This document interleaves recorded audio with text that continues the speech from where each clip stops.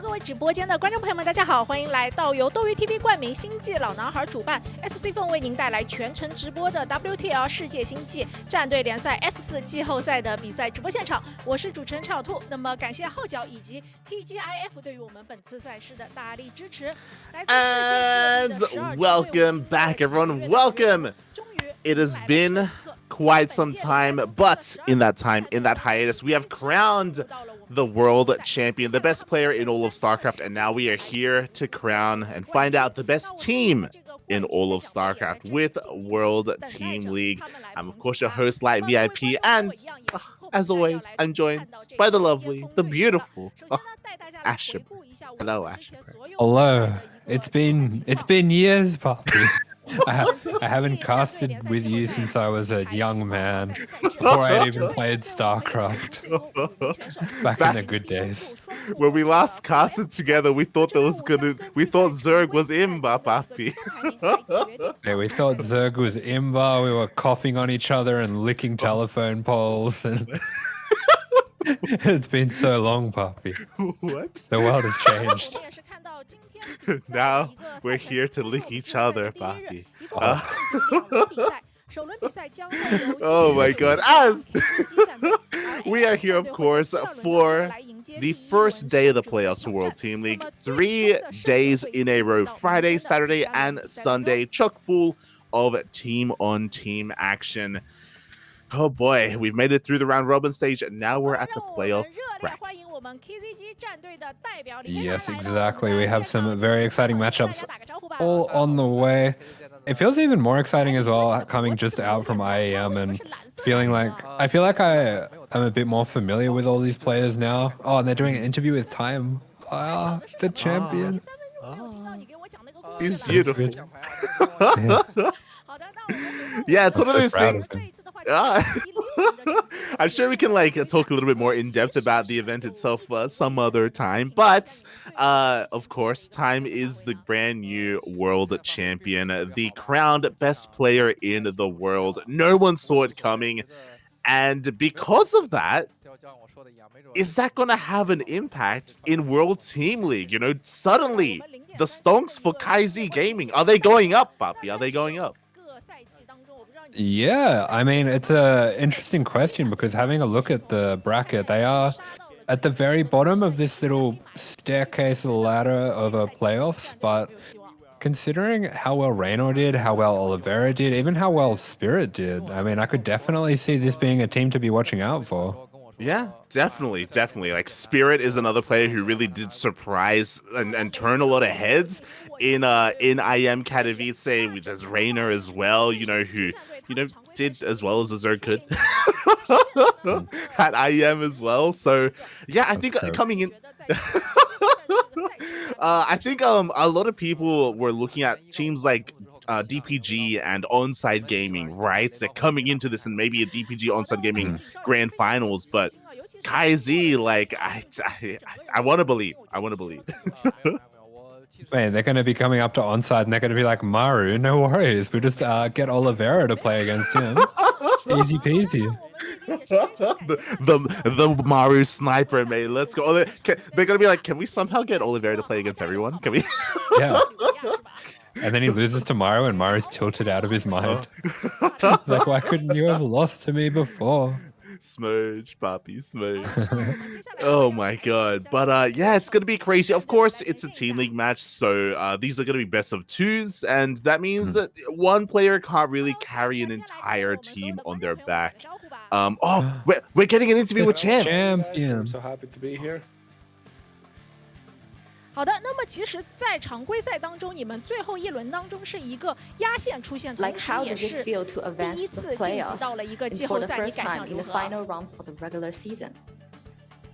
？We're really happy as a team, because so many seasons ago we missed the playoffs and it was kind of sad. But now that we actually did it, was our goal. It was our goal at the starting of the season. So we're obviously super happy to achieve that. 这是我们就是在开赛季初的就是一个目标，所以我们很高兴，我们最终还是达到了这个目标，进入就是晋级了。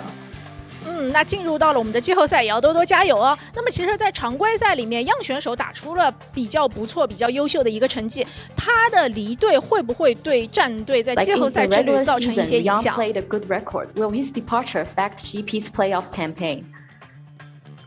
Yeah, Reynor was a very good player overall, even last season. 他确实是一个非常不错的选手。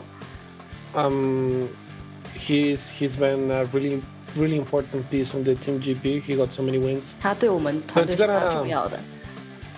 So it's gonna affect us in some sort of way, but I mean we have to stay in a good posture, you know, so that we can try to do our best in advance.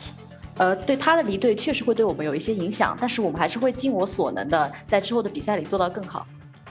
好的，那感谢，那也是给我们简单来介绍一下你们现在的一个新阵容吧。Give us a brief introduction to your new team. Sure.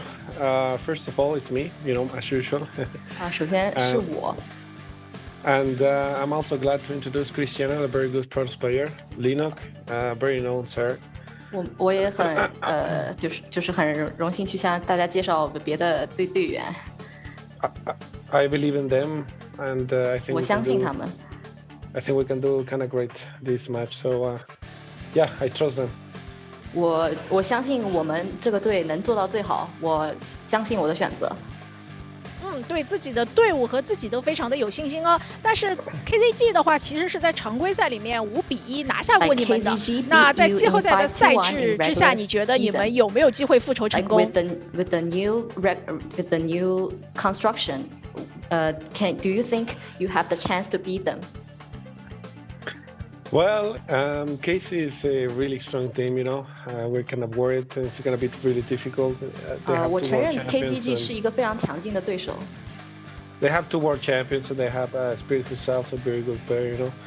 And I mean, congrats to Time, you know. He deserves all the love, and it will be kind of good to see him, you know, do all the miracles again. However, I think we still have a chance. And I will obviously try to play my best. So if I advance, we advance, I'm actually going to be really happy. So it's going to be difficult, but I think we have a chance for sure. KZG 众所周知 ，KZG 有最强的世界冠军，但是就像冠军说的一样，他相信世间还有奇迹，所以我相信我们努力，虽然这很难，但还是有机会的。是的，就是奇迹也是我们电子竞技的魅力，也是星际争霸这一款游戏这一项比赛的一个魅力。那非常感谢 Cham 接受到我们的采访，祝你们比赛有好运哦，加油 ！Like wish you the best of luck in the game. Thank you. Thank you. Best of luck to KaiZi. See you. Thank you. 拜拜。好的，那么了解完我们的所有的赛制，也接受完我们选手的采访之后，我们残酷的比赛也是马上就要开始了。希望选手们都可以 expecting live interviews or anything like that. So 接下来就要把 it's really cool. 交给我们最专业的。I don't know if you noticed in the intro as well. I feel like they've definitely amped the whole production for everything. Are they gonna have an interview with KaiZi? Oh, well, they had the interview with Oliveira. Oh my! Oh, let's go. Whoa, what the hell? We're taking off, puppy. We're taking off to the moon. When do we get that? Where's our desk that comes out of the ground light? Oh my god, that was amazing. That's giving us ideas. That could be us, lad. I'm gonna shave my head. Oh my god, I wonder if there's a story behind their shaved heads. Do you think they shaved their head because Time won? Or the Vera one? Actually, I saw there was a video on Twitter. Time did the shaving. Oh. Yeah. I mean, you know, if I was in the presence of a world champion, I would have to have them shave my head too. You know, it'd be an honor. Yeah, just out of respect. Like, take my hair, puppy. The curls will give you strength. Oh my god, Time, he's just gathering the locks of everyone around him, and he's just getting more powerful. Yeah, that's what you get when you win. You get hair. Oh my god.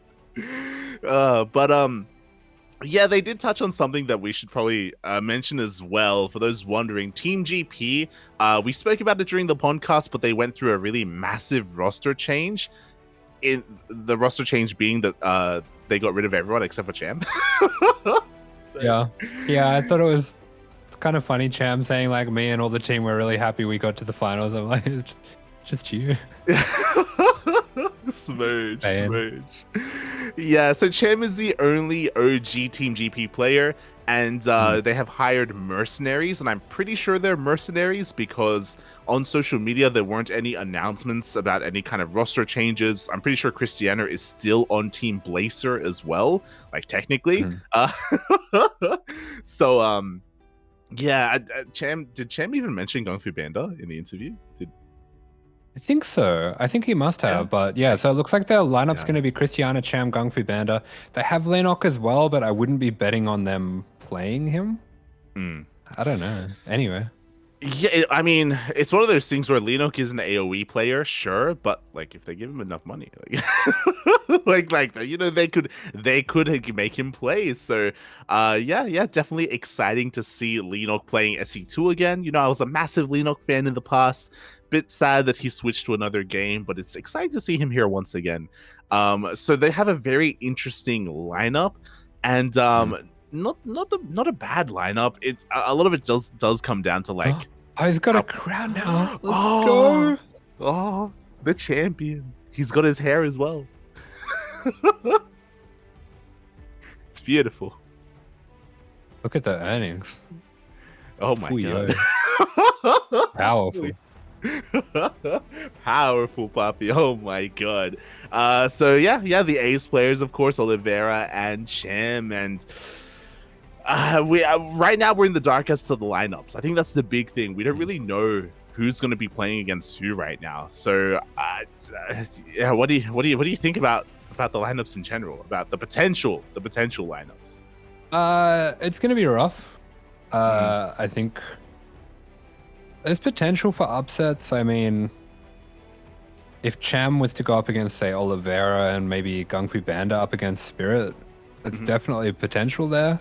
I mean, they could get games across the board and then go for the ace match. I could see a world where this works out for GP.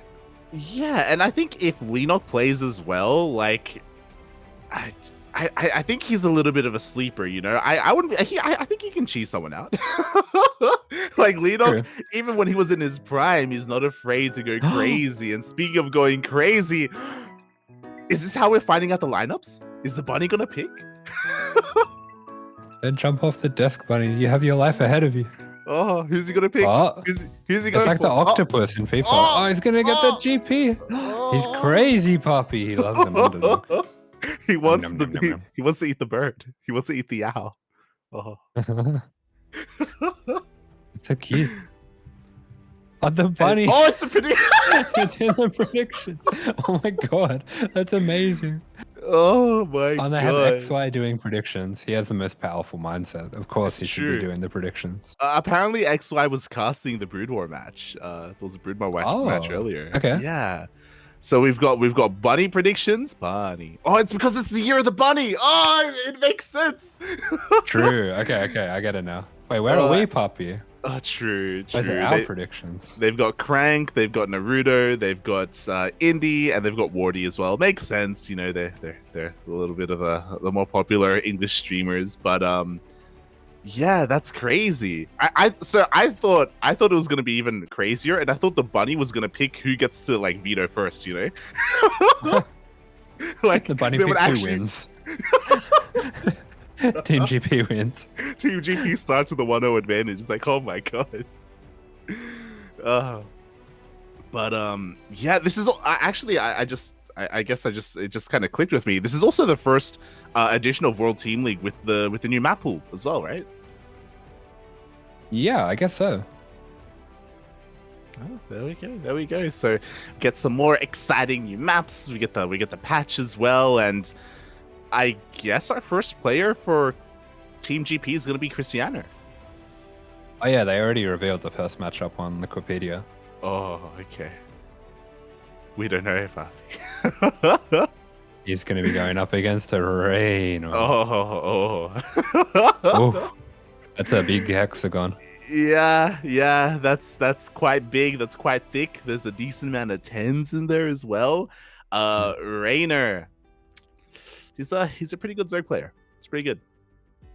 I think maybe we've got to take one off that mindset after what happened at the World Championships. But yeah, definitely a very strong player. That's 2 consecutive World Champions for KaiZi. Mm-hmm. Yeah, it's a hefty team. There's a lot of girth going on in KaiZi gaming, and we're about to see it on full display right here, right now. Of course, Krystianer is not a bad player. You know, he's definitely got it in him to go toe-to-toe with some of the best and definitely take maps. And I think that's the most important thing here is the fact that these are best of 2s and not full best of 3 series. So, you know, mate, the Team GP maneuver, they coined it. Oh yeah. Yeah. It is true. They are the masters of the Team GP maneuver, of course. Are you getting buffering? Yeah, I'm getting buffering. Okay. oh, we're back. Oh, God. Well, it looks like the first map either way. It's going to be Ancient Cistern. I can't say that I've seen a bunch of ZVP lately. I don't know if I've just been avoiding it or if we just haven't had that much, but I'm finding it hard to picture a ZVP on Ancient Cistern.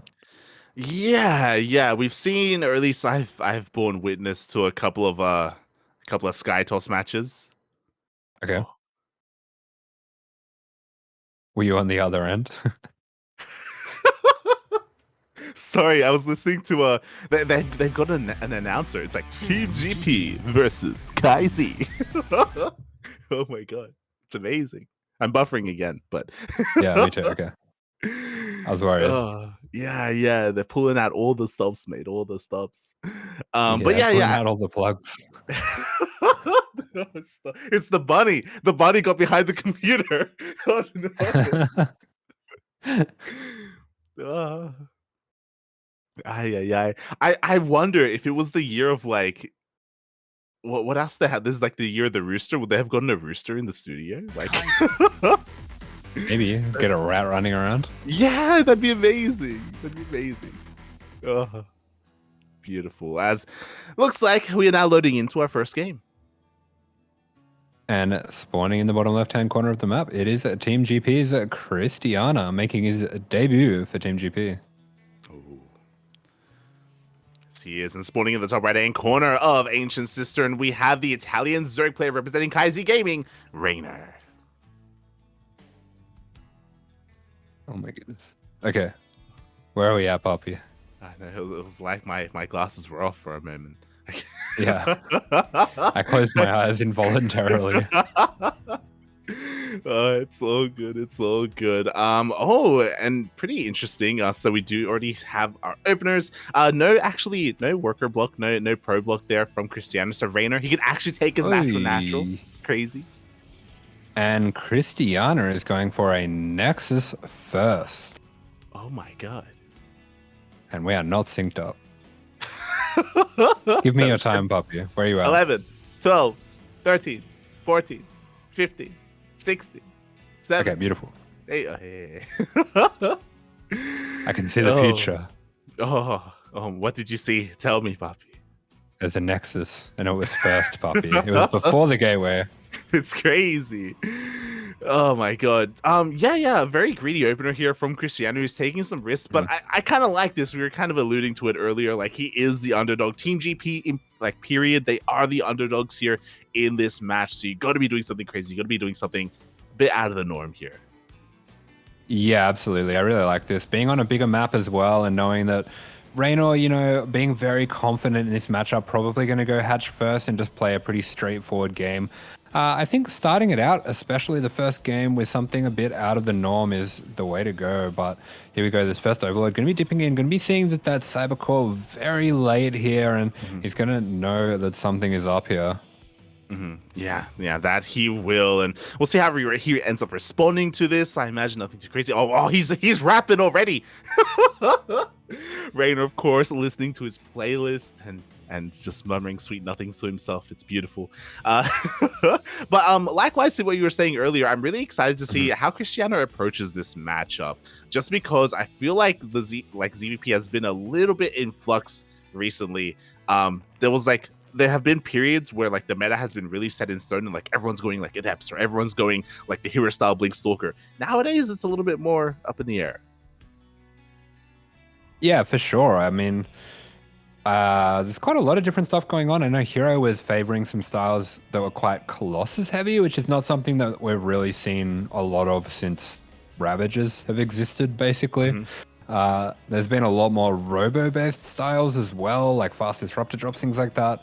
There's definitely just a lot of different stuff going on, and I know there's been some more aggressive charge lot based builds too, but Reynor going to be dipping in here, sees a very fast third and fourth gas. He himself skipping out a little bit on his initial rings, only making 2, so he's going to have a bit more early pressure, but we are going to be having air toss coming out from Krystianer. Yeah. I was a bit on copium, Papi. I didn't want to see the Sky Toss again on Ancient Cistern. Yeah. But it's a really large map. You know, it's a map that you can Mhm. split in half, and it does make sense to go for something like this. So far, it has gone unscouted, but once Reynor does get an eye on that wall, he will be able to get an eye on that upgrade. Yeah, I mean, the double gas already is pretty sus, so I think he's definitely going to be wanting to send this in, get a scout. We did see a Roach Warren going down very early, so Reynor maybe not wanting to have any of this. Going to be looking to get some damage done early. Is he going to get the scout? I don't think he quite saw that second Stargate. Oh, yeah, didn't catch the second Stargate, only saw a single Void Ray, and that isn't the biggest tell. We see the Fleet Beacon on the way already as well to go into fast carriers. If that's what, I mean, I imagine that's what Krystianer wants to go for, especially because he doesn't have more Void Rays on the way. So very greedy right now, and Reynor as a response is still just droning, and now he finally gets eyes on the Cybercore. Yeah, he's going to see that Cybercore spinning. I mean, we still don't have Warp Gate research, so I don't know if this is confirmed for him that it's going to be Skytoss yet. And the first carrier already on the way, so Krystianer really rushing into this. Yeah, exactly. And with your first couple of carries, you can do a lot of damage, especially if your opponent isn't fully ready. You can snowball and get a couple of queens and maybe even get more damage than that. Before that happens, though, Reynor has been doing a great job at just containing his opponent and just making it so difficult for Krystianer to expand. Now, the way that this Roach Warren and Lair are going to line up, I suspect, and the way that he's taking his gases as well, this could definitely be a bit of a Roach Queen Nidus. I think that's very possible.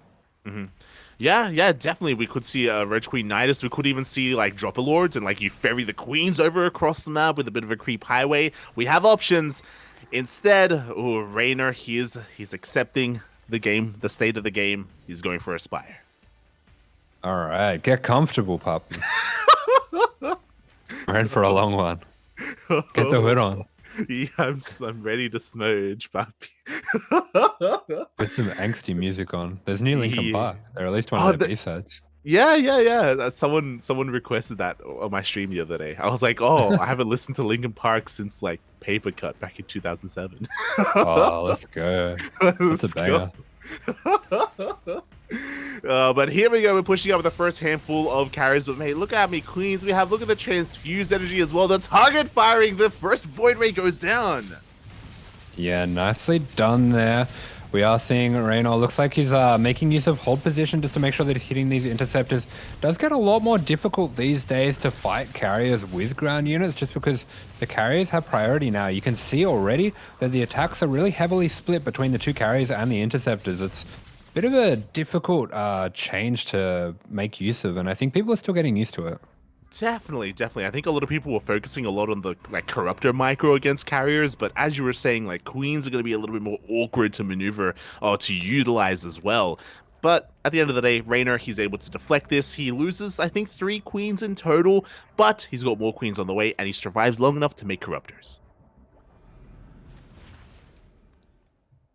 Yeah, that is a good amount of corruptors on the way. I'm guessing the interaction's probably pretty similar to that with BC, so 3 to 4 corruptors for each carrier. Getting up into the kind of count where we can just take these on right away, and it's going to be very important for Krystianer that he doesn't lose these. Oh my god, 1 carrier already going down. The second carrier goes down as well. Yeah, that really hurts. That's a lot of his resources down the drain, and he has to defend with pretty much just these carriers. We can see he's rushing out some Void Rays to help protect them, but he is in a world of trouble right now. These carriers are very exposed out here. Yeah, like this is the style that you need to snowball with, and GG gets called. The snowball was in the other direction. Reynor takes the first game. Yeah, pretty quick first game going down there for Reynor, and Fairly textbook response, just kind of slap that down. Yeah, pretty much. Nothing too fancy there. Again, the scariest moment for Reynor was when those first 2 carriers pushed out. And, you know, we were basically trading minerals for minerals. It was just really unfortunate that Krystianer got caught out there in the middle of the map when he lost those 2 carriers. That was basically the game-ending moment there. And he should have recognized that, you know, gases were taken. We only have queens. You know, there must be something else on the way, and it wouldn't be the safest move to keep these carriers left idle in the middle of the map. Yeah, absolutely. I mean, I think, yeah, just a bit of a misplay there, being a little bit greedy with those carriers, trying to get that damage. Maybe just didn't have that recall ready. It could have been that the energy just ticked over for that as he was being attacked. But either way, Reynor gets himself pretty easy game 1. Yeah, pretty straightforward. What I will say, I guess, a little bit in favor of Krystianer is that it feels like that build is very reliant on the map itself. I don't think he's going to be whipping that out again throughout this series or in game number 2. So it's not like he's really shown his hand. You know, he can still reveal some or still like do something a little bit different, a little bit more tricky in game 2. Yeah, absolutely. Game 2 as well, going to be Babylon, so much smaller map. A lot more potential for some aggression to come out from the Protoss here, and I'm hoping to see that from Krystianer. I know there's been a little bit more emphasis on blink-based attacks, maybe going up to 3 base, kind of making it look like that Oracle-based style, but going more all-in off the 3 bases. I think that's something we could possibly be seeing, but there's a lot of options. I just hope he's got something tricky up his sleeves. Definitely. And I hope what he has up his sleeve is better than his low poly count picture here. It's it's really throwing me off. I think it lost quality after the first game. They like turn him down. Oh my god! It looks like they're using a photo, but it's like a group photo, but it's also a group photo of like 30 people. So, yeah. like, okay. And it's cropped in. It's cropped in paint. Let's do it like pixel by pixel. Oh my god! So they had to like enhance and zoom in and shaking my head. I'm pretty sure there are better pictures of Krystianer out there on his Wikipedia page, but regardless. Well, that's the way it's going to be, as he is spawning here in the bottom right-hand corner of the map. This is the Polish Protoss. It is Krystianer for Team GP. Oh, and spawning in the top left-hand corner of Babylon, we have representing KaiZi Gaming. It is Reynor.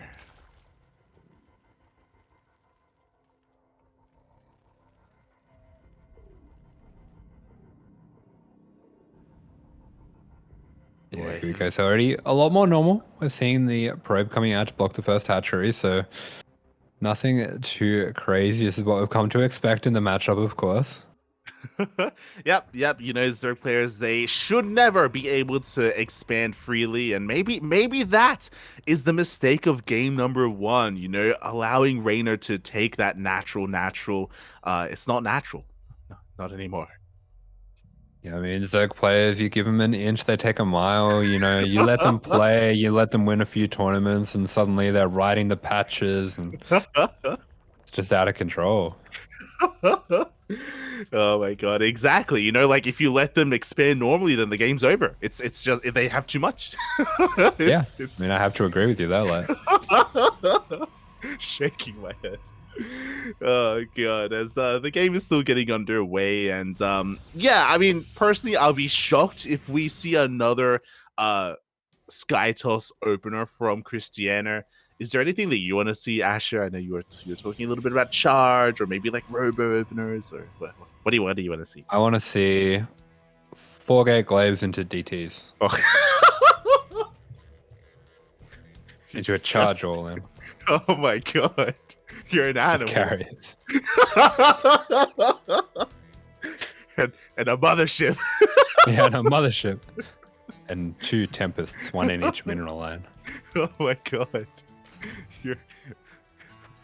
Bring back the Tempest Rush, puppy. That was awful. Did you ever get Tempest Rushed on ladder? No. I was able to cast it for a good like month, and then it was gone because it was bad. Yeah, I never saw anyone do anything with it, really. Yeah. We casted really bad. We casted Parting lose with it. We casted SOS lose with it. Like it It was not good. I just remember it just like kill 5 or 6 drones and then just die to an attack. It was good, Copian. It was good. The Protoss lost. It was great. Oh my god. But yeah, hopefully we get to see something different. Maybe not so much a Tempest Rush, but we'll see as once again a Stargate opener. This time a little bit more sensible. This time Oracle first. Oracle. Yeah, he's not being crazy, puppy. Just gonna make that Oracle. It did it. Go for the Stalker as well, just to deny a little bit of extra scouting. But I think as well, I mean, just not seeing a Void Ray, Reynor's probably not going to be too worried. The Stalker could be hiding something like a Twilight opener or fast Robo opener, but everything is looking fairly standard from Krystianer. Yeah, I'm really curious what he's going to do with the Twilight Council, though, because he just threw down 3 more gateways. He didn't throw down a Forge, so I'm not really feeling like, Blink play or maybe even Charge. Like, you could be right. It could be at Eps. Yeah, this could be the Starglaves. If we do see a couple more gateways going down after this, it definitely could be a little bit of a delayed glaive timing. We do see, glaives being started up. Wait, I don't know what it is, but as a Zerg player, you feel the glaives coming, Puffy. And you can't do anything to stop it. You can't stop it. You can. No. You can be like, maybe I'll die to glaives this game. You're like, yep, I'm dying to glaives this game. I'm gonna die to the 3rd shade. Yeah, that sounds good. Aye. Oh god. But Reynor, for the time being, is a little bit in the dark. He is throwing down a safety Roach Warren, thankfully, so he will have access to roaches. He's not being overly greedy or anything like that. But he still needs to catch wind of this. He does see a decent amount of glaives already, though. I mean, adepts. Yeah, that is a lot of adepts. I think, considering that he's got the Roach Warren, considering that he can make those roaches, I don't see why he wouldn't just play things safe here. And despite that 3rd coming up, it seems like Reynor just has every piece of the puzzle right now. Yeah, pretty much. You know, he's got access to roaches. He's got vision. Roaches are already in production as well. He's droned up a decent amount here to 50, and hopefully he doesn't drone up too much more. And now he catches wind of the adepts on creep. His queens are already responding. Yeah, Queen's responding. Roaches are on the way. We do have that full wall of the natural. I love this response to Adepts. I think it's very, very strong. We are going to be getting a cancel on that Evo, but already rewalled and blocked off. Good cancel on that second Evo as well. And with that, Reynor has bought himself so much time.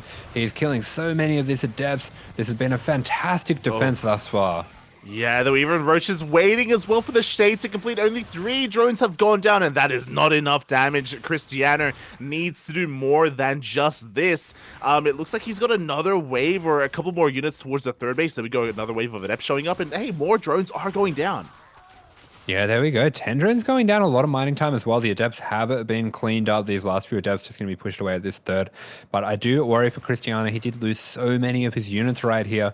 And despite taking out a decent number of drones, the important thing for him now is dealing with the counterattack.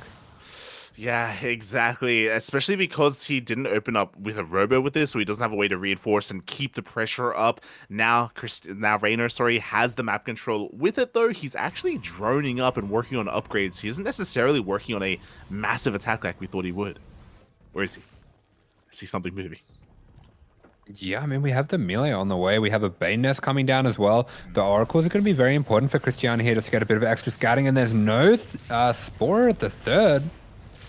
Yeah, Reynor being punished here for being a little bit too greedy. 7 more drones going down. The 4th is going to be delayed as well, forced to morph that drone into an extractor. So Krystianer, he's actually not doing too badly here. He's actually evened out the worker count. Yeah, 100%. That does make things a little bit closer here, but I mean, against a player of the caliber of Reynor, you're going to be wanting to be probably slightly ahead coming out from that opening, especially with the delay in tech.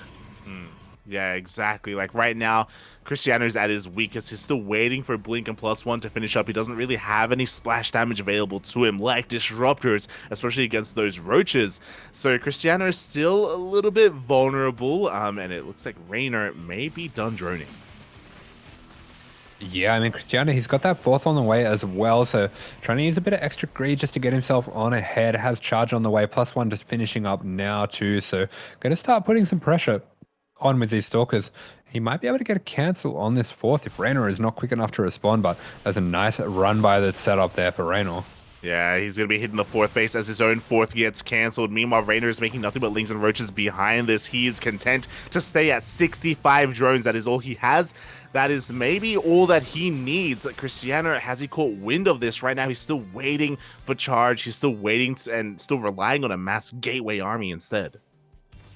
Yeah, Reynor, he's got +1. He's got Bane speed on the way, so he's going to have a very strong timing once that kicks in. We can already see him starting to morph in Ravages. A lot of Lings on the way as well. Hasn't quite started up those Banelings, but he has a significant attack on the way.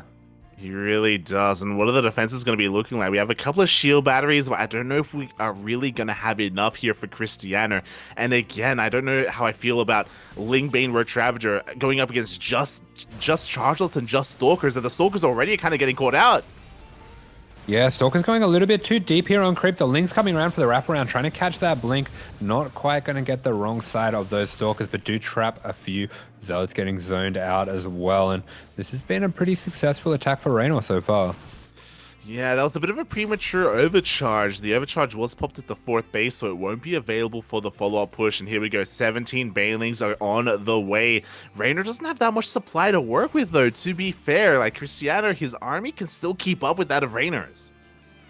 Yeah, I am a little bit worried for Krystianer that he might be starting to overextend a little here. We do have those Zealots going in from the left, but they are going to be pulled back here. And decent amount of damage already coming out for Krystianer. The Oracle's going to dip in as well.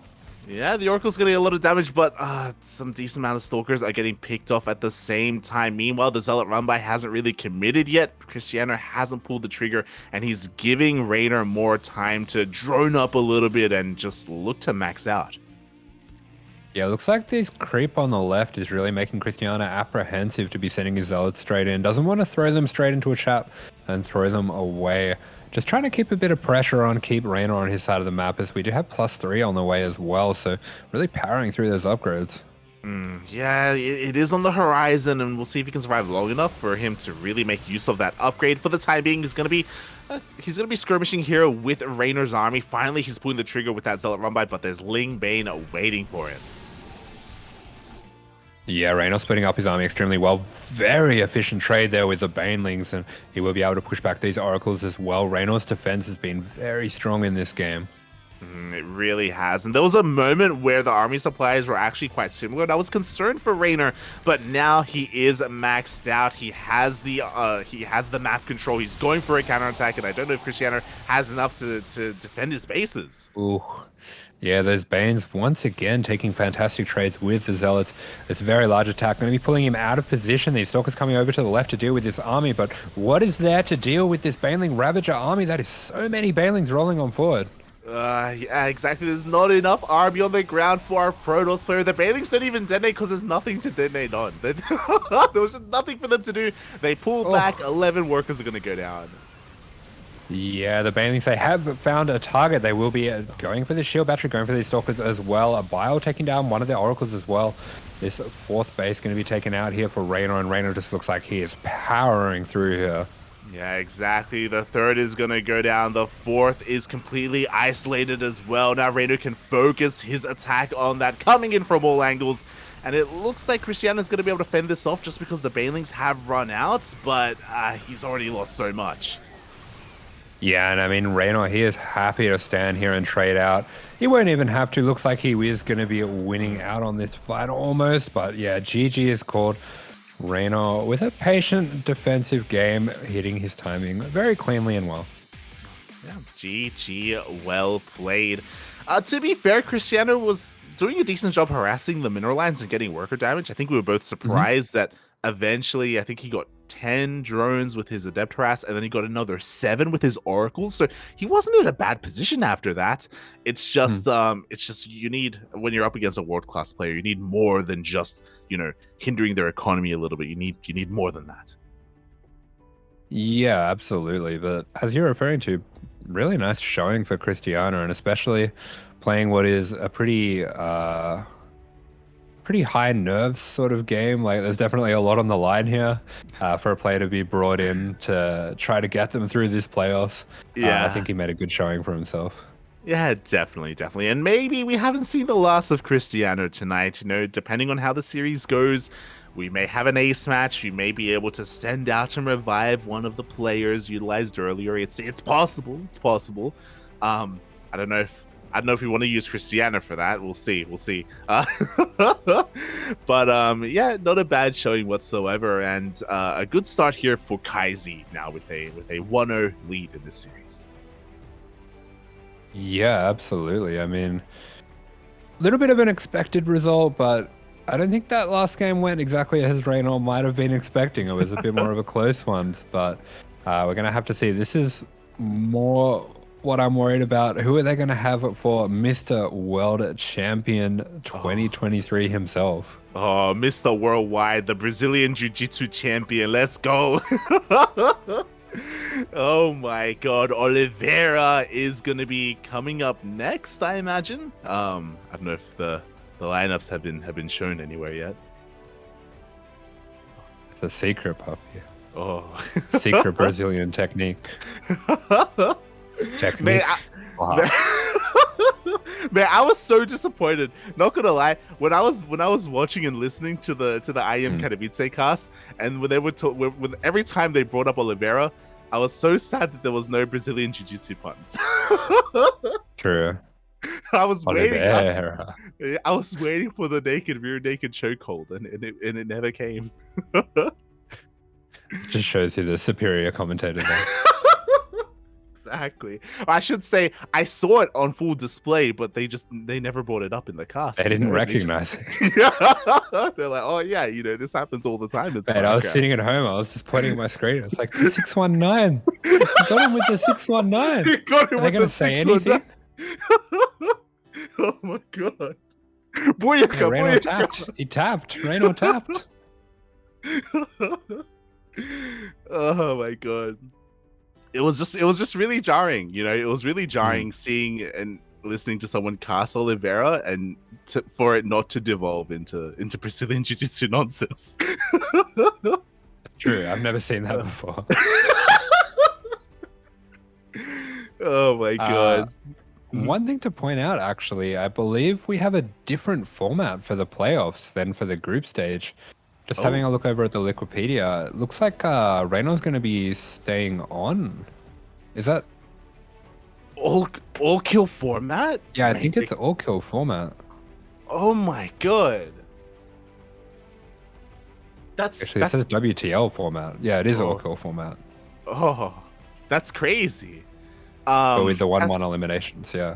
Yeah. So it's like the qualifiers. It's like the qualifiers. Yeah, exactly. Yeah. Yeah. I got really confused because I was like, the qualifiers were like that. Was the regular season like that? But no, it wasn't. Yeah. So Reynor is going to be staying on. This changes everything, by the way, because now the strategies are different. Now trying to snipe players are a little bit different as well. Team GP, they can pick and choose. All right, they know that they got to take down Reynor. Who is going to snipe him? Who is going to take him on? And it looks like they've decided it's going to be Cham. But they were like, Oliveira, just rest, buddy. We don't need you today. You can have your sleep in. It's going to be all right. But I don't think they know about the Cham ZVZ, the champion of ZVZ himself. Let's go, Poppy. Let's go. And I love the little graphic here. First blood. I feel like that should be red, but it's fine. It's fine. So Reynor is going to be staying on until someone can bring him down, and Cham is rising to the challenge here. He's a great player. He is arguably the best player on Team GP right now. He is the champion of Latin America. I think they can't have stuff showing like it looks like blood. That's like bad luck in Chinese culture. Oh, true. In the Chinese clan, the blood's always black. Yeah. Yeah. You're not wrong. Yeah. So we need all the luck in the world, Papi. We need all the luck in the world. Oh my god. So Cham, he's not a bad ZVZ player. I mean, if I'm not mistaken, didn't he 2-0 Scarlet at IAM? Yep. Yeah. He did his part for the Zerg Cabal, hiding up the evidence. Expect one of us in the wreckage, and Scarlet, she drew the short straw. Feels bad, man. They expect one of us in the wreckage. Oh, I need a cup. What? Oh, you need that. Wow, actually, yeah, that's perfect. Go again. I want more, Bob. Oh my god. Yeah, you're a big guy. What? You have to do the for you. For you? Oh no, it's happening again, Poppy. We're devolving. We've devolved to 6 months ago. Oh no. We've lost our minds. What year is it? Oh my god, as we have a new... Oh, I love it. We Whoa. have a new intro video as well. What is happening? Oh, It's the spaceship. it's Mission Impossible. It's the view from inside one of those UFOs that shot down over Canada. They found it. They're doing World Team League on it. We're literally in Area 51 right now. Let's go. Oh, let's start the game. Yeah, let's let's go. start the game. Oh. I want to play that at the start of all my ladder games. Let's start the game. It's a great way to reset the smudge. Yeah, it's True. good. It's good. But no smudge here. Down in the bottom right, he is from Mexico. He is representing Team GP, the last remaining original cast member of Team GP. In the blue, this is Cham. Oh, and spawning in the top left-hand corner of Dragon Scales LE, representing KaiZi Gaming, it is Reynor.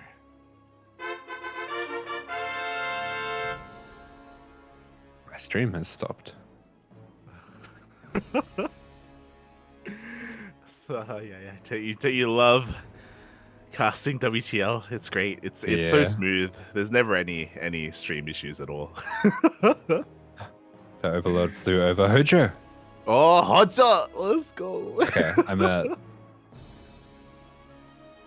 105. 03, 04, 05, 06, 07, 08, Beautiful. 09. Beautiful. Yeah. Wonderful. Oh, wonderful, Papi. As we are getting into this game, Reynor just going for a hatch gas pool opener. If I'm not mistaken, there seems to be a slight differential when it comes to the gas timings. I was just distracted by the lovely shark for Doyu. The beautiful Doyu shark. Yeah, there is very slight difference in the timings, but it looks like they're both going for hatch gas pool here. Cham just somehow got his gas down a little bit earlier and isn't fully mining for. Yeah, okay, that makes sense. Just different optimizations. They're doing their thing. Nothing to see here. Yeah, don't worry. It's just Zerg things, you know. You wouldn't understand. It's just we just want our gas, Papi. You just smell poop and start throwing things around and beating your chest, and whatever happens. No, those are apes, Papi. That's the Protoss, Papi. That's the Protoss. We're a different kind of animal. Okay. As we do see Reynor getting a slightly faster speed, but yeah, just again, I think it might be just the small differences in the build. I mean, I got to be honest with you, I didn't watch any ZVZs during IEM because I figured I'd be watching them in the finals, so I didn't want to burn out on them. You're the animal, Papi. Oh my god. Yeah, I mean, the ZVZs at IEM, they were pretty much more of the same. You know, I feel like when it comes to the mirror matchup, it's the one that's been affected the least when it comes to the new map pool and the new balance patch. We do see, you know, Reynor just applying a little bit of pressure. Both players did go for their third bases at the same time. Cham, though, is going for his Baneling Nest, and Reynor, for the time being, is... I thought he was going to skip it, but no, he just opted to delay it that much longer. Yeah, Cham's staying in gas, doing the light build, not pulling out, and getting his Bane Nest nice and early. Is going to be going for a bit more of that Ling Bane aggression to start things off. Reynor will have a Bane Nest of his own, and his Bane Nest being only slightly behind as well, I have to say, feels to me like it favors him. I feel like, especially with Zerg, anything that you can do to do what they're doing, but very slightly later to squeeze out more drones, you're just going to be ahead by quite a bit. But it looks like Cham's setting up a little bit of a trap here for Reynor. Yeah, I mean, Reynor, he stopped droning here at 25. He's made a massive wave of lings. How good are the connections going to be here for Cham? Cham is behind in the overall ling count, but he has his defensive banelings, and they're going to be the real difference here in the defense. Oh, but Reynor almost getting trapped there. Very smooth moves with those links. Able to drive and juke, get out of the way of those banelings. Beautiful micro all around so far from Reynor, just trading wherever he can. Has not gone anywhere near any of these banelings. This is beautiful control. We shouldn't have said that. We spoke Cast too a soon. curse, puppy. To be fair, Cham did waste 2 banelings when he could have just used 1 there, and that's a little bit dangerous. But at the same time, Reynor slips up a little bit. Oh my god, he slips up twice! Oh my god, only down to 1 baneling. Yeah, some uncharacteristic mistakes coming out from Reynor there. The last baneling going to get a decent enough connection. A lot of pressure coming out from this end, but Cham holding on to this extremely well. Yeah, but you know what, Cham, he can afford to lose the 3rd hatchery. Why? Because he's already got roaches on the way. That's why he's been able to get away with this defense. That's why he's been a little bit lower in the ling count overall. We do see things are getting a little bit out of control, though. He did lose a queen at his natural.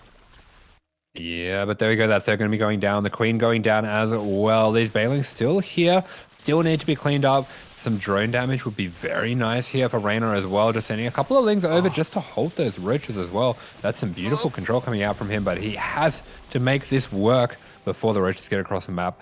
And now I think he could be in a little bit of trouble.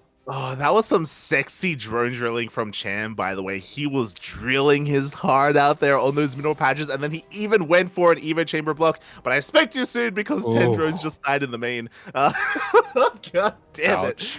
And as a result, Cham doesn't have that lead that he once did. Now the worker counts are even. He was up by 10 drones. And Cham is going back home to deal with this ling run by. I'm not sure how I feel about this. I guess he needs to drone, so he needs to have some defense back at home, but this attack coming across the map was basically his only chance in this game, I believe. With things the way that they are, with his 3rd going down, with so many drones going down, I feel like he had to do some counter damage there. Yeah, I agree, and it's a hard call to make, and if he didn't have any banelings ready at his natural, then he had to turn around with his roaches. Otherwise, he would have been forced all in. Now it looks like he's looking to transition a little bit here. We'll see if Reynor can get into the main base. The lings do get denied. We have a lair on the way, and I wouldn't be surprised if Cham does throw down a spire, and there it is. There we go. Cham, he's got those 4 gas. He's got that layer on the way as well. So going to be looking to get into mutas. I mean, Reynor, the more that he scouts, the more that he looks around. As he sees a 3rd not being taken, he should definitely have his suspicions about something like this. Yeah, exactly. And there are a couple of different options that Cham could be going for. Sure, it could be a Spire, it could be Mutas, it could be a 2-base Roach all-in with Roach speed on the way with some Evo upgrades. There could be a Nidus on the way as well. There are differing possibilities, so Reynor has to try and confirm. He's going in with his Overlord to try and figure out what the hell's going on. Yes, as Overlord going to be dipping in, going to be seeing the lair. Not really on the right path here to be able to see that Spire, but something else for Cham that I'm noticing that's a little bit of a disadvantage. He really does not have many queens to speak of at all. Yeah, and a lot of queens, so not that much available there for the defense or even to spread that creep. The Overlord is actually making its way over towards the Spire. The Overlord gets denied, and Reynor hasn't seen the Spire. I don't think he's seen the gases at the natural either. Yeah, Reynor definitely doesn't have the full picture here, as we do see. I have no idea what just got cancelled there. Evo what was it? Evo Chambers? Yeah. It's crazy. Oh my god, he's crazy, Poppy. As here we go, we have 8 mutas on the way. The real question is, as Reynor obviously doesn't have any spores, but how many defensive queens does Reynor have? Yeah, I mean, this could definitely get dicey. Reynor still got his overlords out on the... Oh no, there's a Cham's overlords. Oh, he's brought his overlords back in. Okay, so he kind of knows. Yeah. Or he suspects it at least. Yeah, he's making more queens. There we go. Spores are on the way. He has caught wind of these mutas, and can these mutas get much damage done? That's the question. The queens are already here at the 3rd base. Meanwhile, oh my god, that's a kill, not a cancel for Cham. Yeah, beautifully timed there by Reynor. He knew that his queens were going to be in position, putting some damage on these mutas, and Cham would have his full attention on the mutas and gets that kill on the third. Very good value there and just great timing. Yeah, that was brutal. Like, Cham, I wouldn't say he wouldn't have been in a good position, but he would have been in a better position if he had his third base. Now he's just been stuck on 2-base economy this entire time. And what can he do from here? He's still trying to find more damage with these mutas. He did get a decent amount of those drones, but he needs more. Yeah, I mean, he's going to be going around the map trying to clear up a lot of this map vision, but it feels like the element of surprise is gone now. Reynor knows what's on the way. He's not going to be going into Aspire himself. He's instead going for Burrow and going for Hydras. So definitely an interesting response here. Yeah, Hydra Den is going to be on the way. It's a much more solid response, and I like this especially because Cham isn't actually making more mutas, so you actually don't need that much anti-air. You don't want to overreact and just commit a little bit too much. So going for a solid Roach Hydra army that can transition into Roach Lurker is kind of ideal here for Reynor. Yeah, absolutely. So I have noticed that Lurkers in ZBZ look incredibly annoying to deal with. It's disgusting, Poppy. It's like, why are you making this into a TVT? What's going on? But yeah, Lurkers can be really annoying if we do get there. Before that happens, though, Cham is doing his best to get a little bit more value. He's gotten 2 drones here at the third. It's something. You know, it's better than nothing. But with the Hydras on the way, I don't think it's going to be too long before Reynor decides to move out. Mate, you have to admit, after IEM, TVT best mirror matchup. There was some You good have games. to. There was some good games. There was some Look, it's The one of those best things. games. There's like a bit of variance and fluctuating with TVT, where they can be really good games, or it happens whenever we cast it as well. Like when things like turn a certain way, you're they're like, all good. you yourself, you're like, yeah, okay, we're gonna be stuck here for a little bit, No. for a little bit. No. That's never happened. Copium, Poppy, copium. Yeah, Cham is actually setting up a pretty massive counterattack. A counterattack that hasn't been spotted, by the way. Reynor's overlords have been cleaned up, and Reynor is out of position. Yeah, Reynor is out of position. If this army gets killed without the help of the rest of his army, he could be in a lot of trouble, but he doesn't manage to pull back, has a Spine ready and on the way. Some good biles going to be going down, but Reynor, he is happy to take this fight.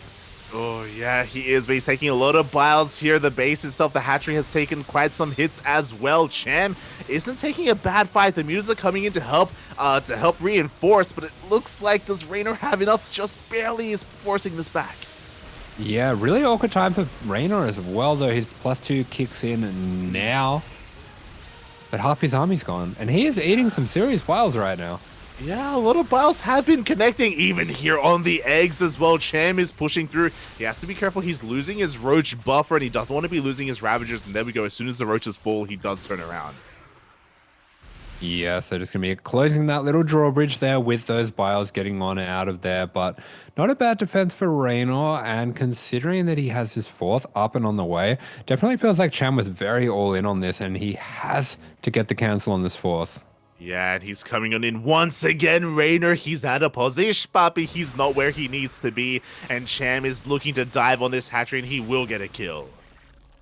There you go. Hatchery goes down in the blink of an eye. Cham has evened things up, and once again, Reynor finds himself in a rather difficult position. Cham has really been putting a great job in this game and keeping things very close, if not in the lead, really.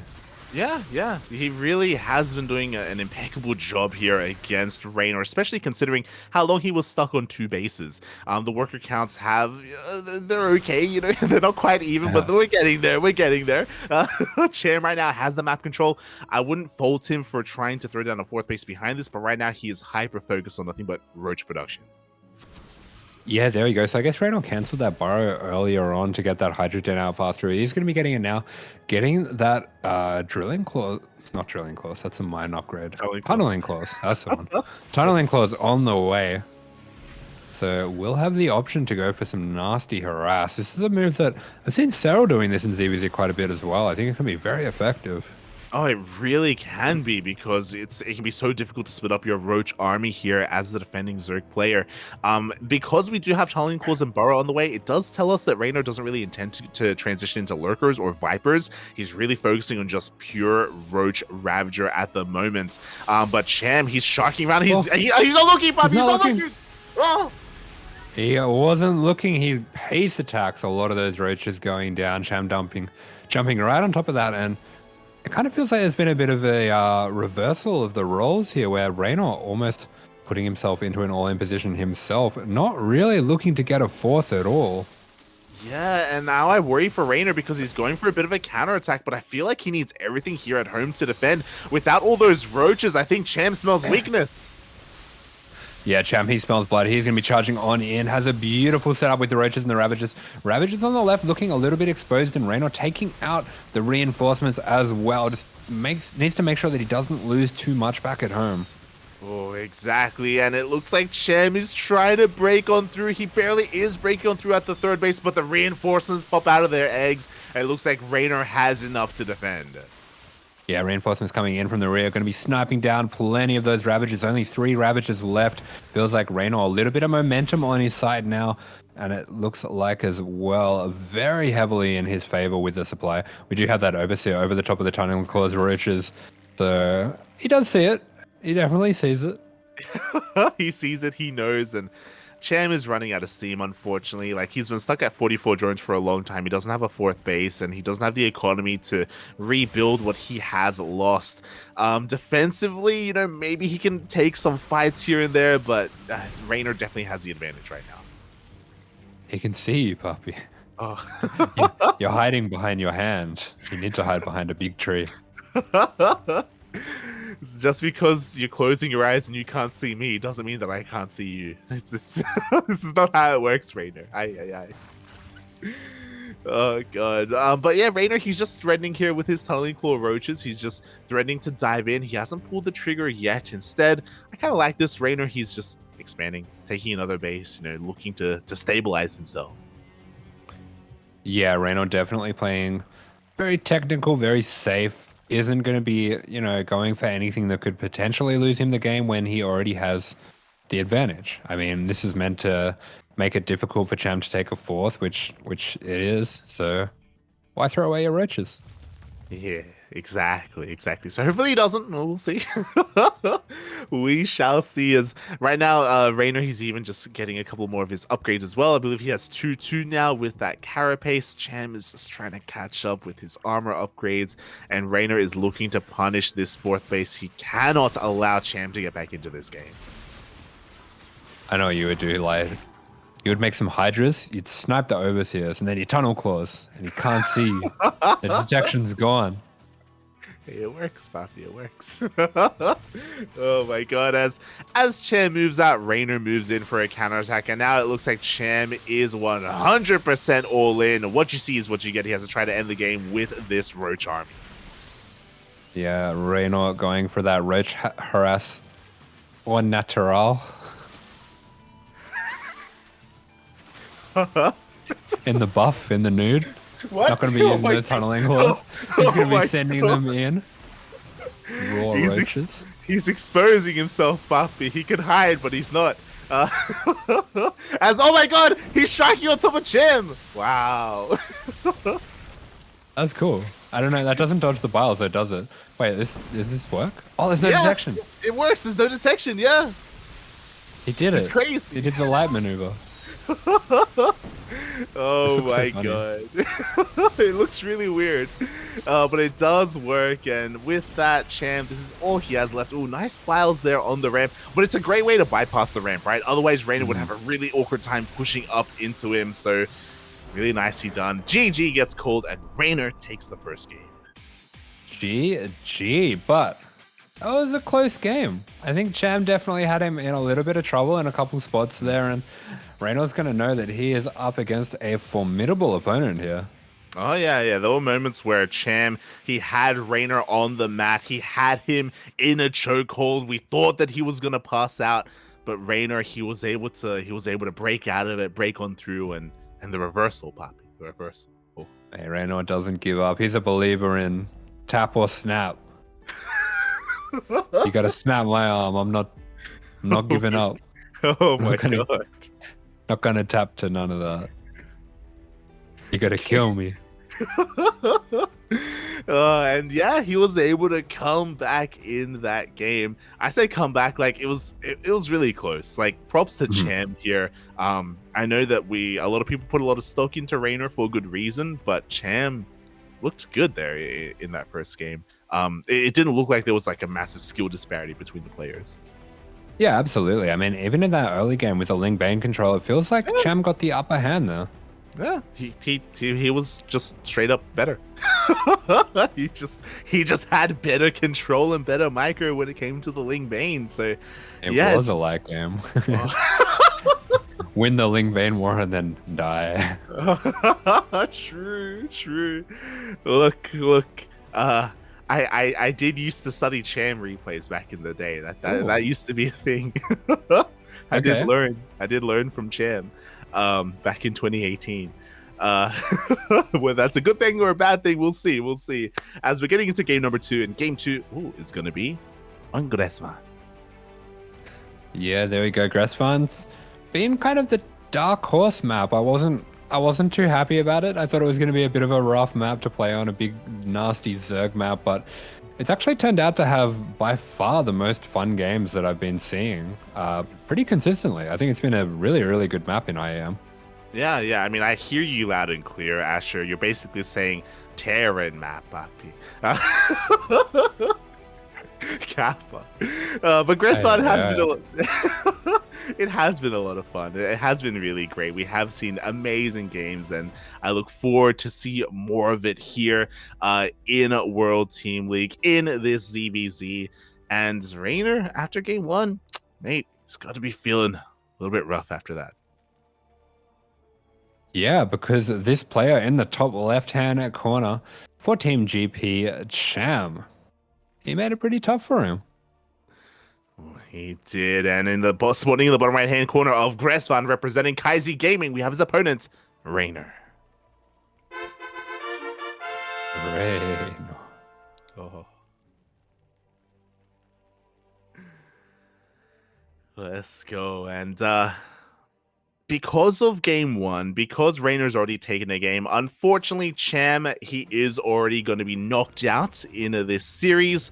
The question becomes, is he going to go down by himself, or is he going to bring down Reynor with him? Oh my god, as we have a very aggressive opener.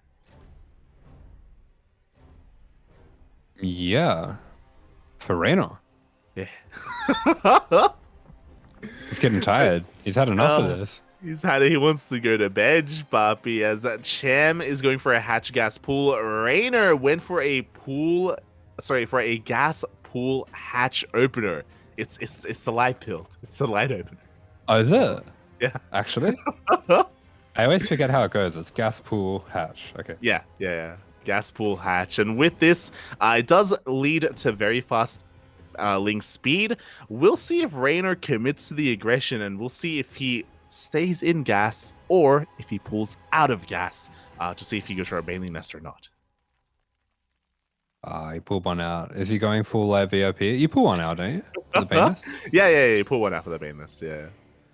Yeah, so he's still winding gas. Doing the my light God. build. He's doing it, but let's go. He watched your replays.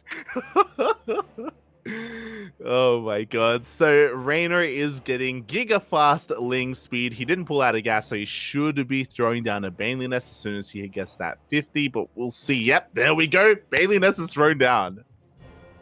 Let's go. He has been studying your ladder games. He said, you know what, Papi? This looks pretty good. Gonna be trying this one out. You know, didn't really get a chance to beat Cyril with it at IEM, but True. He'll whip it out for the big World Team League matches. Yeah, only when it counts, Papi, only when it counts. Cham himself is actually going for his own fast Baneling Nest. I think you pointed it out last game where Cham doesn't pull out of gas after he gets his first 100. So he will eventually have his own Banelings to defend, but Reynor is purposefully hiding his Lings out on the map and back at home. He's banking everything up. He hasn't made a drone. Yeah, I mean, Reynor already morphing in these Banelings. That Baneling nest still a little ways off for Cham. This could definitely get pretty spicy right now. He sees the links. He sees the link speed kicking in. He's going to know exactly what's on the way. The Queens should be ducking back to that ramp just to keep safe there. Yeah, exactly. I think Cham has to just give up on his natural. I mean, here we go. The Queens are coming on in. He's going to be able to plug up that ramp. The boys are being pulled away. The Banelings are coming in. Oh, no! Oh, the wall is not a wall. The Queens, I mean, the Banelings are going to be dipping on through some pretty good connections defensively from Cham, but looks like both Queens going to be going down. That means the doors are completely open for links to flood on in. But Reynor actually droning behind this, maybe didn't believe in the attack. Oh, he didn't commit, Papi. He could have. 100%.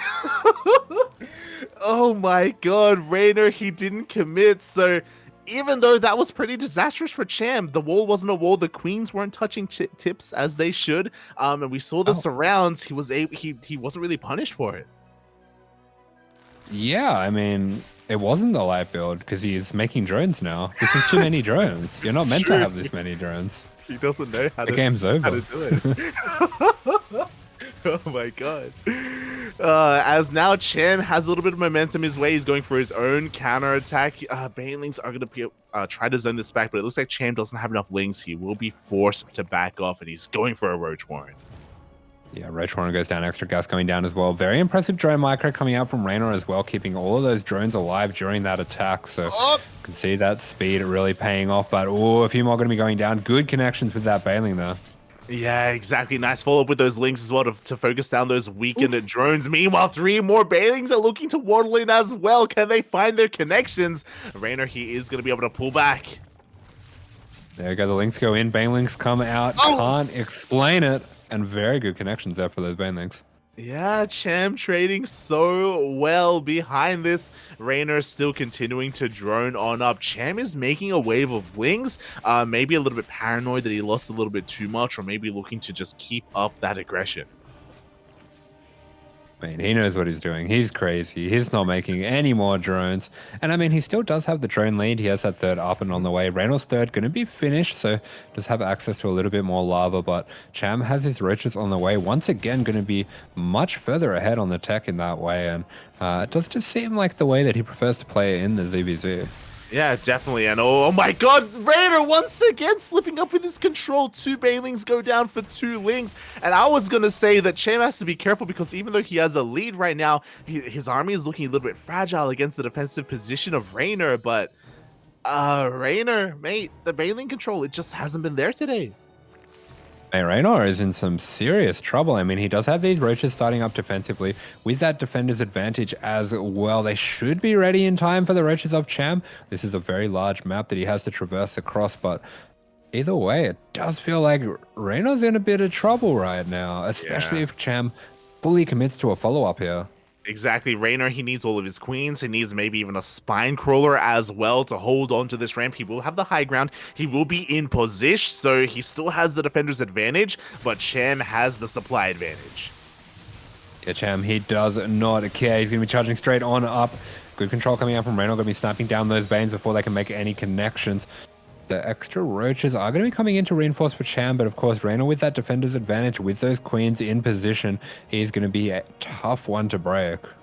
Yeah, it is going to be difficult to break, but not impossible. Cham, he wants it so bad, but he does make a wave of links, but behind it, we have more drones on the way. We have a lair on the way as well. It looks like Cham is recognizing that he cannot break the 3rd position, and as a result, Reynor is getting away with all of that droning. Yeah, absolutely. I mean, the supplies were looking very one-sided a moment ago, but things have tied back up. Reynor managing to get a decent number of roaches out himself. We do see Cham is going for a slightly faster lair.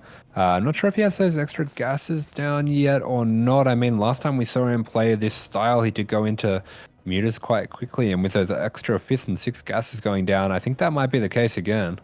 Yeah, I really like this decision making because keeping up or taking advantage of your tech in ZVZ is a great way to maintain your lead and maintain map control.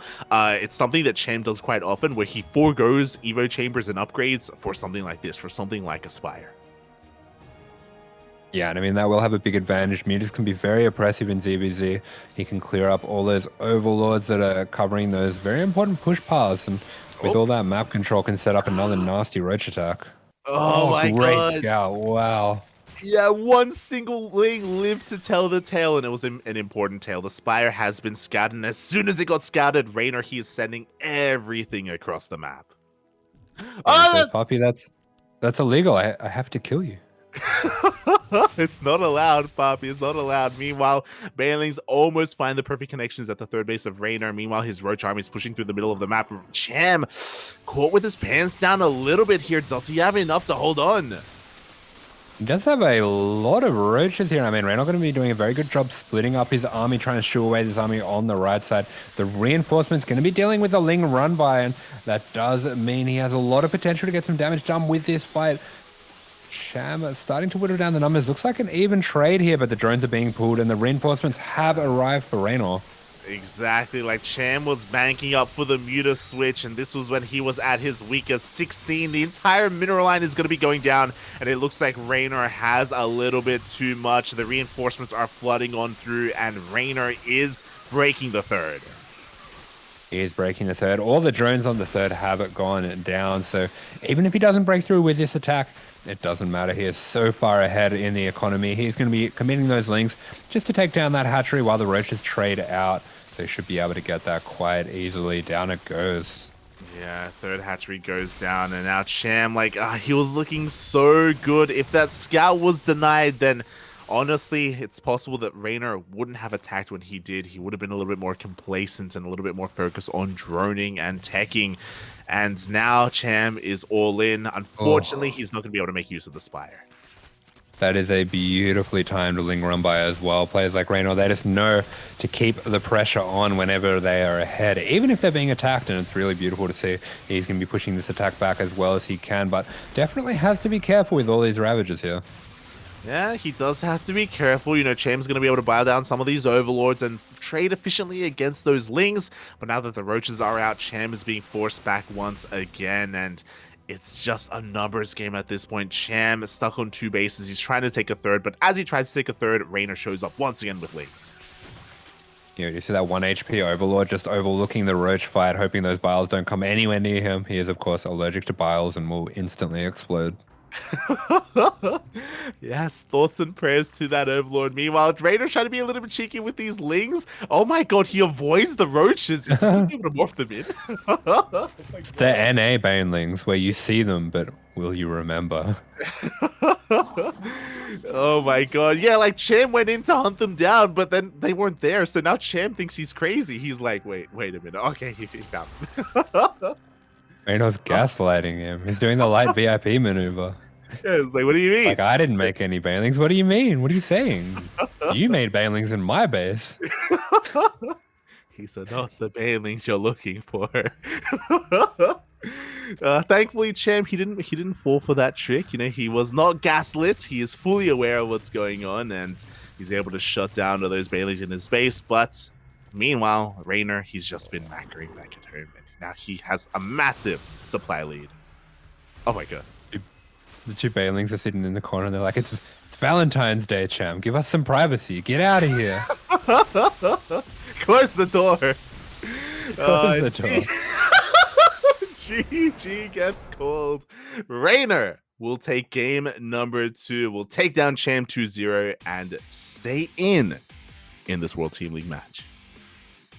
There we go. Reynor gets the win. He is staying on. He is on course for that all kill. But there's more players to come. There's Leenock. Could be Leenock, CBZ. Yeah, I mean, firstly, again, shout out to Cham, because even though Cham lost 2-0, especially in game number 2, and even moments in game number 1, he was looking good. Yeah. He was straight up winning at certain points in game number 2 as well against Reynor. Like, I was really impressed with how Cham was able to play. Yeah, it's going to go down as a 2-0, but they were close games. Reynor knows. He knows they were close games. He'll remember. He'll fear the champion. Yeah, it's all set up for the next time they face in DreamHack. But as you were saying, now that Cham has fallen, it comes down to one of 2 players for Team GP. They have a Gung Fu Banda and Leenock that are playing for them. The question is, which one of those two is available here to play on Friday?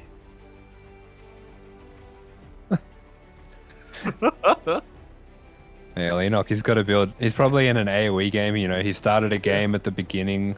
He was like, you know, I'll be able to play one game, you know, before Reynor finishes 4 games, or hopefully before his team can get them, you know, to 6, 7, 8 games.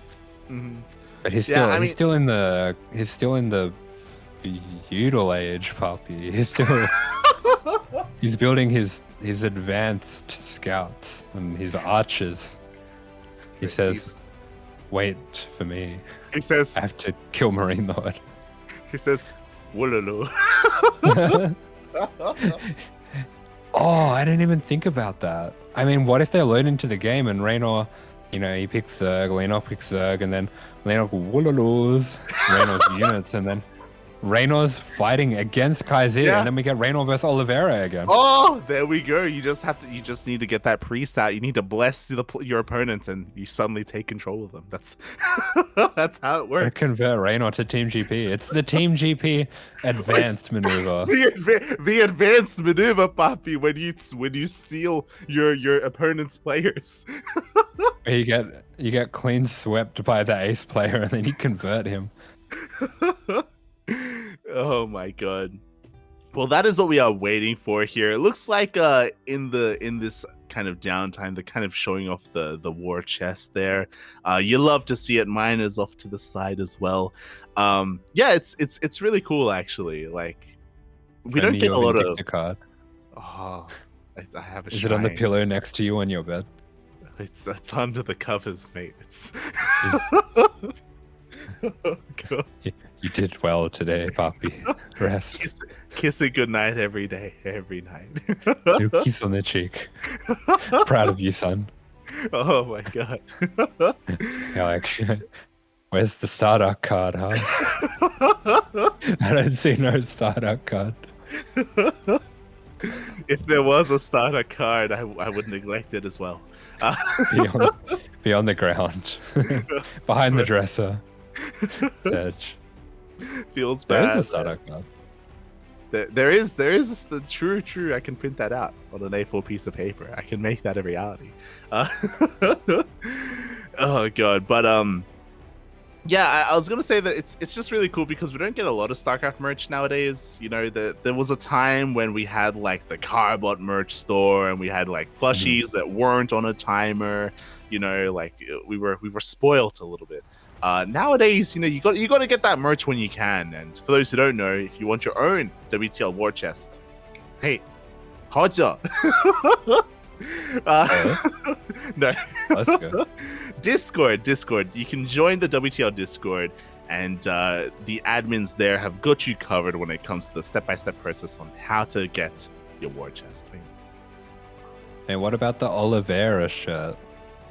Oh, what about Oliveira's hair? No one knows how to get it.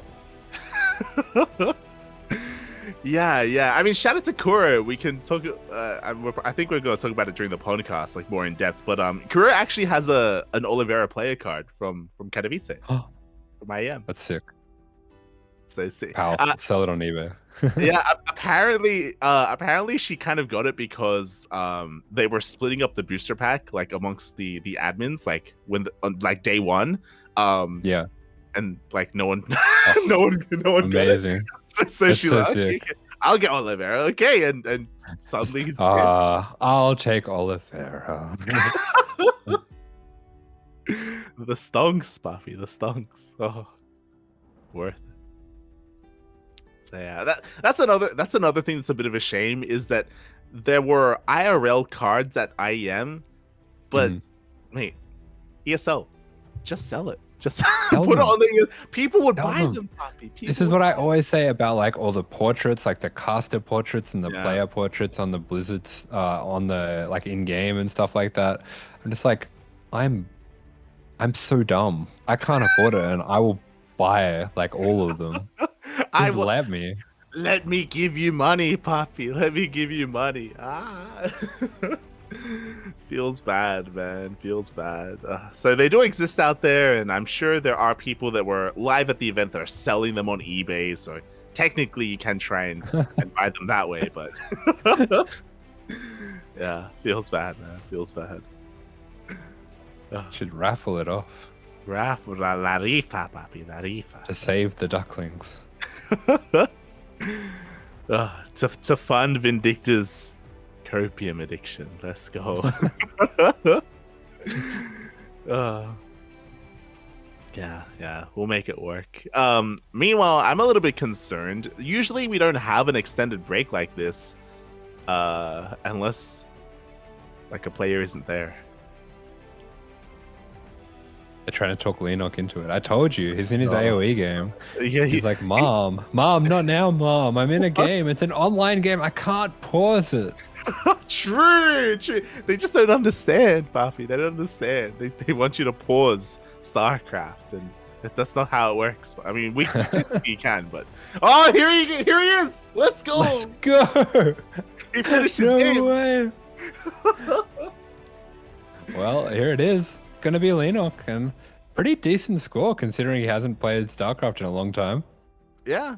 Here we go, and this is kind of what I thought would happen. I mean, they wouldn't bring Leenock on unless they were able to tempt him to play the game, and it's wild because we don't really know what to expect, right? Like, has Leenock been practicing in the 24 hours leading up to WTL? Has he been playing it off stream, like in the downtime when he's not competing in AoE? You know, like, is he in form? The stage is set for the Team GP advanced maneuver.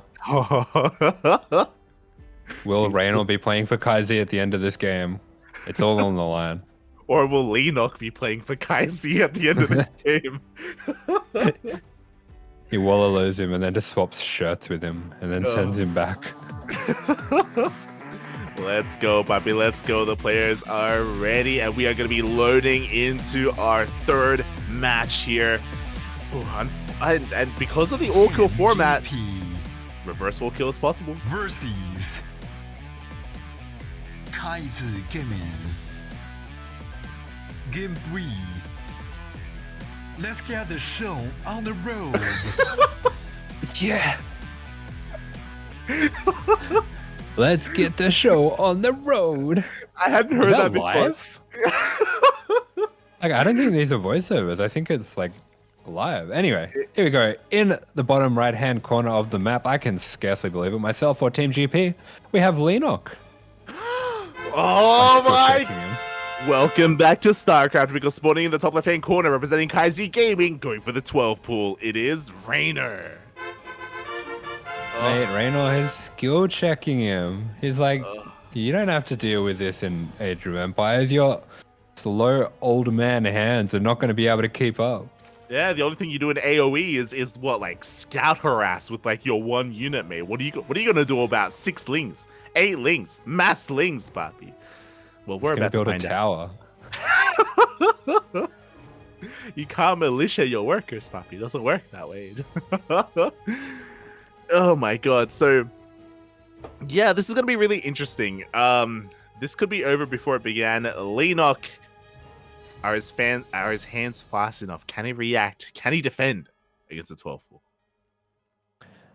Yeah, I mean, Leenock going to be going for a hatch gas pool, so doesn't have that easy counter with the pool first. Is going to have to really out micro Reynor on this one.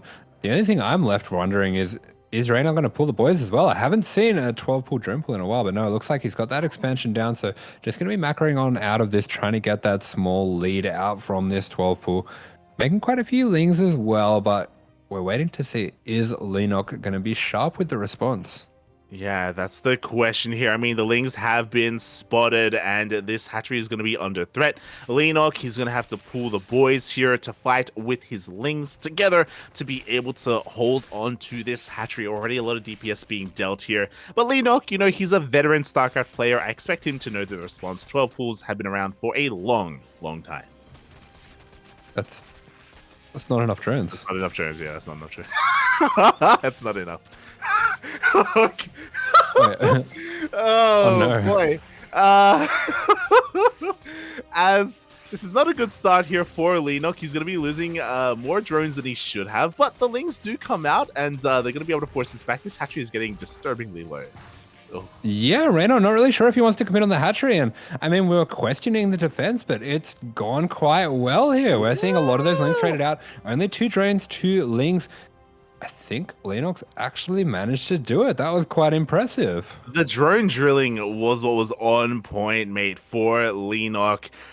Again, that hatchery, I'm uncomfortable. So risky, yeah. It is very risky, mate. Oh my god, but Leenock lives life on the edge. He is the Leenocktopus for a reason. The madman, he may be old, but he's got 8 hands, papi.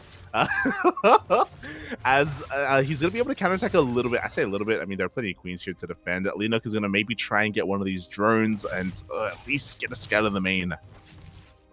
Oh. Yeah, I mean, this is a big advantage that Reynor has. He's very far ahead on the queens, but they're not going to be able to duck in. Gets a drone for his troubles, so not bad damage at all. Link speed going to be kicking in at a nice early time. Reynor's link speed still a long ways off, and he's running circles around the queen. Leenock has not missed a beat, mate. Mate, Reynor's been so greedy, not making any additional links here. He was relying on pure queens to defend, and he's been made a fool. Meanwhile, Leenock off of 2 bases, the madman is going for a lair. Mate, he was disrespecting him, but Leenock, he's been grinding on the Korean ladder, I bet. AoE player greater than SC2 player confirmed. Hey, it's just CBZ. He probably sets up his walls, gets those trebuchets in position, plays a ladder game. Let's go, Poppy. Let's go. But yes, with this fast layer, we do see an additional gas being taken. Only 1 for the time being, but I believe Leenock is going to be setting up. Oh, is he actually? I assumed that he was going to be going for 2 base Spire, and he's taking additional gases. Is this +1 range just for show? Yeah, I mean, I thought he might be going for 2 base Roach, maybe, but he is continuing to take gases. Yeah, only 3 gases though, and 3 gases can sustain 2 base Roach, to be fair. We don't have a Spire starting up here, so it is going to be a very aggressive play from Leenock. With this, you can start Roach speed quite quickly and work on your Roaches. Meanwhile, Reynor, upon seeing this, should be free to expand, take that 3rd, and drone up. I do like this idea as well. I feel like you need to wall off the front because of how low the hatchery is. Yeah. Oh my god, as the Ling's going to be able to power through both of these queens. Thankfully, there is a secondary wall, so the hatchery will survive. Will the hatchery survive the game? I hope so. Oh my god! Yeah, I mean, the Roaches, they're here. The wall does go down. Those 2 queens as well, losing those.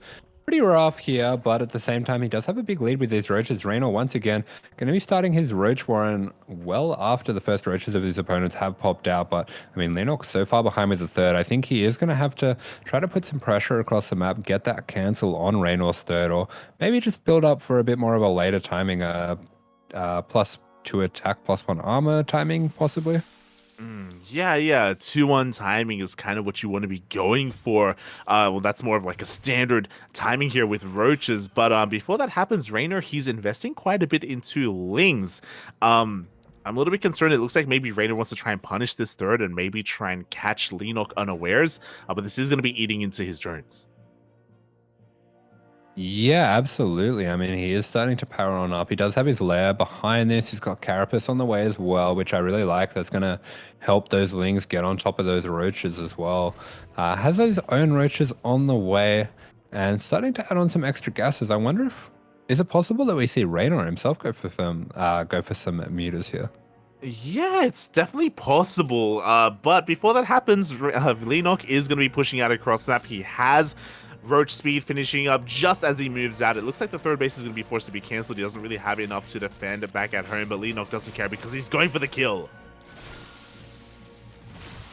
Yeah, he's going to be charging straight on in. Reynor gives up that 3rd, pulls all those drones away. Once again, I was going to make a joke about the hatchery being left on low health. He actually does it. I thought there wouldn't be any point making the joke because it was going down, but I mean, Leenock, he's got another hatchery on red health now.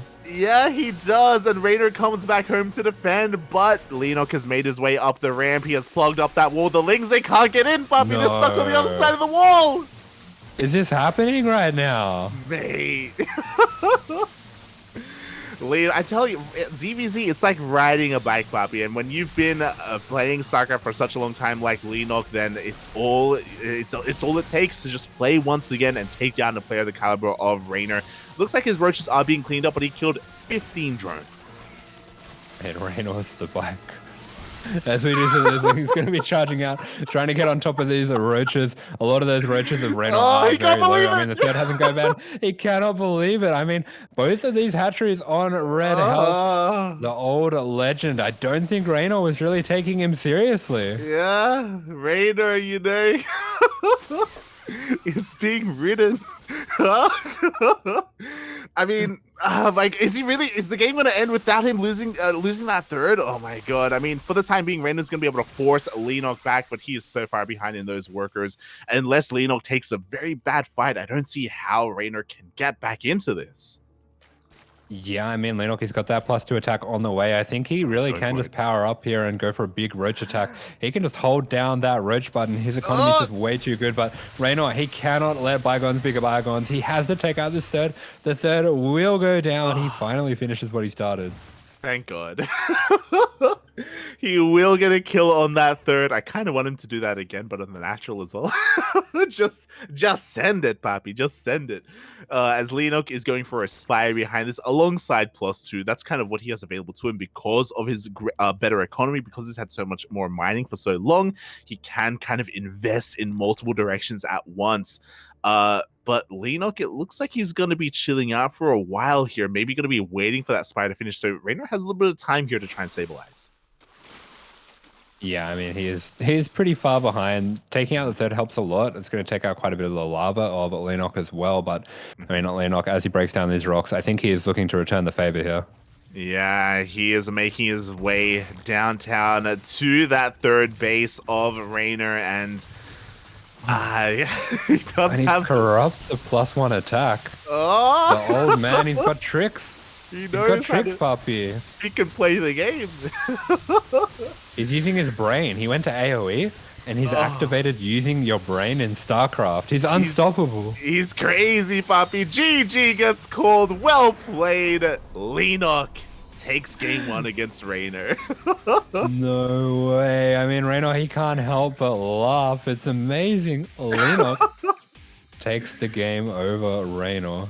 Oh my god, I love that they're not even using a new photo from Leenock either. That's Leenock's old, what is that, like 2016, 2015 Yoey Flash Wolves jersey. That's bringing it way back.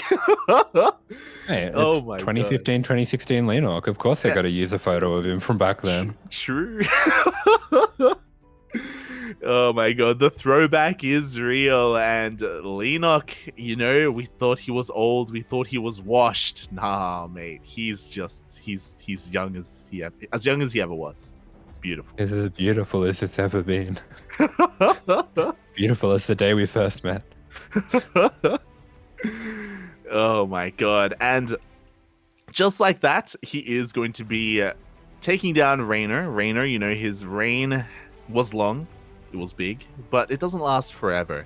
The question is, though, can Reynor bring him down too? Reynor, he just needs to win one more game, and I believe Team GP will be out of the playoffs. Leenock has to win every game moving forward. Yeah, that's a pretty tough ask. I mean, I feel like as much as we want to say that was an amazing game, and it was, everything kind of lined up there for Leenock. I mean, yeah.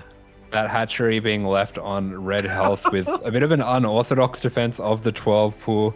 The third getting left on red health as well, and then him getting that position that meant that it wasn't even worth it for Reynor to come back home early. I mean, I think Reynor definitely underestimated him a little bit. 100%. Reynor, he thought that Leenock was just going to roll over. He's like, I have to play an AoE player? Really? All right, let's go. I'll 12 put you. Not even He's worth probably never seen this before.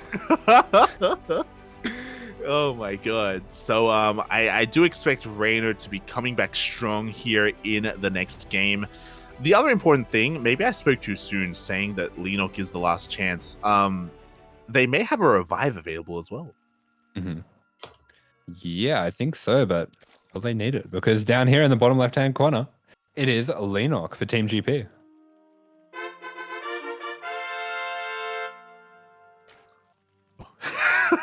they I'm let that quite one far hang. ahead, aren't I? Yeah, no, they let that one hang a little bit more, I think. And spawning in the top right-hand corner of Royal Blood, we have, representing KaiZi Gaming, it is Reynor. Oh, no. Oh, good. Yeah. I had a bit of buffer before. Oh, okay. It's okay. This time, Reynor actually making drones and actually throwing down a hatchery. Look at him go. I was going to say, I think he should 12 fool him again because that response seemed a little bit off. I reckon he should just do it again. Yeah, just 13-12, Poppy. Just Yeah. Oh my god, but Reynor doesn't want to risk it. You know, he wants to go down swinging if possible. And yeah, as a result, hatch gas pool all around. Yeah, there we go. So Reynor taking Leenock a bit more seriously here. Going to be giving him, you know, the full treatment, the buffet. Uh-huh. Going to be playing a bit more standard here. You're not gonna lie, the only thing running through my mind right now is a bicycle on top of Leenock.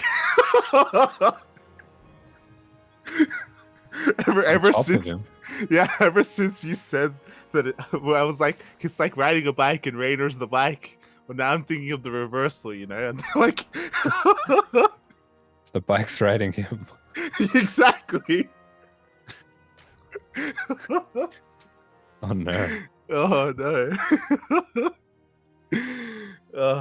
We'll see. We'll see if we can bear witness to a bicycle riding Leenock. I want to see it. You can draw it, puppy. I'll dream of it. Let's go. Yeah, for the time being, everything's looking quite standard here. We're on Royal Blood, you know, a little bit of a smaller map compared to your altitudes, compared to your ancient cisterns. But I guess we would say this is more of like, say this is like in the middle. Is this in the middle, puppy? Or is this The small? Zerg mount. Oh, It's huge. it's massive. Nah, it's in the insane. middle. It's in the middle. Yeah. Okay. Terran map. 35-second rush distance, I think. Like Fair right in the enough, middle. fair enough. Yeah. Oh, the moves. Let's go. I mean, the Ling is able to slip on through, gets a full scout just to confirm. Okay, you did pull out a gas. No additional gases have been taken. No fast lair, anything crazy like that. I guess the biggest thing to take note of as the players are taking their thirds is, oh, no, never mind. I was gonna say that that Leenock was delaying his Bailey nest, but he got it anyway. Just a little bit later. Yeah, so Leenock's just pulling out a gas for a little bit there. Is going to be getting that Bayonet down as well. So both players pretty much doing the same thing so far. Yeah, pretty much. And we see Leenock as the first to pull the trigger. He's sending his Lings across the map to apply some pressure to the third of Reynor. Reynor should be able to respond in kind. His Baliness is going to finish up in a couple of seconds, and he does have his own defensive Lings. But he has to be careful not to be overwhelmed. He has to be careful not to get surrounded. Man, Leenock is not messing around. Plenty more Lings coming across the map. The third is going to be finishing up. Leenock going to be putting some serious pressure on this. Reynor being forced to commit to the fight, but I think this third is going to be going down. Wow. Oh, Leenock is not going to make the mistake that Reynor did. He does get a kill on that third base. These Bailings did finish, but 1 second too late. Yeah, so Leenock finds himself with a little bit of a lead in game 2. I don't know what's going on here. This is crazy. Oh my god. I wanted to see the bike riding Leenock, but no, he will stay seated. He will he will not let up, will not let go. Oh my god, nice target firing there. Reynor already losing one of his Bailings, but he has plenty more where that came from. Oh. Yeah, I mean, we're going to be seeing one of those Bailings being sniped down there by Reynor. Leenock not going to be falling for the same trick twice. But he has pretty much repelled this attack of Reynor, and it was really important for Reynor to get some damage here, so feels like he's just strictly behind here. Yeah, he straight up is behind right now, but he has to find a way to catch up, and he definitely can. He's going to be able to look to try and apply some pressure to this third base. Oh, almost takes a Bailing to the face. Made the micro from Leenock. Oh, sheesh. Oh, okay, we're going to trade 2 for 2 Bailings there. Meanwhile, Reynor does get in with his own Bailings, and he will be able to get 3 drones. Not bad. Yeah, just going to face tank those a little bit with the drones. There was something going down at the natural, so distracted him a little bit there. But Reynor, despite being ahead on the drone, still really far behind on that base, has been behind in production for a little while now as well. So does feel like he's putting Leenock in a bit of a difficult position. He is starting to use his speed just to, be a bit annoying, get those extra scouts in, just tax Leenock a little bit here, but Leenock more than keeping up. Yeah, and I'm really curious as to what the plan is here for Leenock, because he just made 5 overlords. So I was kind of thinking, and he wasn't even supply blocked. So I was like, is he just going to make nothing but roaches? But no, we see a wave of drones on the way. So Leenock is looking for a bit of a later game here. Lair on the way as well. So he's going to be waiting a little bit longer here to drone up and saturate that third. It's just Zerg. You just make whatever you want whenever you want. You don't really need to. You just get your supply just right at the start, go up to 200. Never get supply block. Laser knew what he was doing all along, Puff. Feels crazy. Oh, I set you up. As here we go. Going to be +1 attack and roach speed on the way. So Leenock gearing up once again for a roach attack. And it was very successful for him in game 1. I think with the lead that he's got for himself, it could be once again. Yeah. I mean, he's looking quite mighty fine right now. Definitely could have been droning up a little bit earlier. I think he was just respecting Reynor and just didn't want to be caught with his pants down. Maybe anticipating more aggression from Reynor because he lost his third. So definitely keeping an eye out for that. There is going to be a really big timing though, a big window where Leenock will have roach speed and Reynor will not. Yeah, you can't be riding that bike with your pants down. You got to have that lycra bike shorts. Scare motorists behind you. Yeah, they're tight, puppy. They're so tired. Oh my god. As we just see a bit of a link run by here, and Reynor is going to be able to get a kill on that queen. Not too bad again. Here and there, he has been getting some nice trades, and Reynor's even preparing and anticipating a counterattack. A spine is being thrown down at his third. Yeah, absolutely. Reynor's been really on top of his scouting this game, definitely showing a lot more respect to Leenock this time around. We do have that +2 attack once again on the way for Leenock. No +1 carapace just yet, but he will have that significant upgrade lead. He might even go for that contaminate on the Evo chamber again, as he did in that last game, just to accentuate the difference in the upgrades. And we'll see if he does go for that move. Meanwhile, Leenock is able to deflect the Ling run by on the right-hand side. His main army is moving over towards the left, and it looks like he's trying to dive on top of this 4th base. Reynor, this time, unlike against Cham, he is in position. He is able to respond with his roach army. Yeah, Reynor splits up his army beautifully, has the Lings on this side to help reinforce a smaller number of roaches, big number of roaches on the left-hand side, and will be able to push Leenock back. Leenock does have this random army of roaches over here in the middle, can potentially go for a little bit of a wraparound here, but Reynor's just split up his army so well here. He really has, and Leenock has been deflected, and now Leenock has to wait for a little bit of a later timing. +2 is on the way, and again, that's going to be another massive window that he's going to want to take advantage of here against Reynor. It looks like he's going to be able to take a decent fight here on the left-hand side, but on the right, Reynor has a little bit too much. He's going to be able to maybe even out-trade Leenock. Yeah, despite the differences in the upgrades, he's just so far ahead on the numbers, and Reynor finding himself with a nasty aggressive timing here is going to be pushed back on that left-hand side, but looks like he might be starting to break through on the right. We do stop to have a look at the overlords for a second there, but back to the fight here on the right, and yeah, Reynor is breaking through. Look, who doesn't want to just stargaze on overlords, mate? They're beautiful, they're majestic, and GG gets called. Leenock just doesn't have enough roaches, and Reynor is able to take game number 2. And it wasn't easy. And now Reynor, he is eliminated for the team. So I believe it's going to be whoever the second player is for KaiZi coming up against the ace of Team GP. Yes. So Team GP will have to revive a player. KaiZi have to field either Spirit or Time. Oh, sorry, Oliveira. Spirit or Oliveira or Time or Soul. A lot of players to choose from.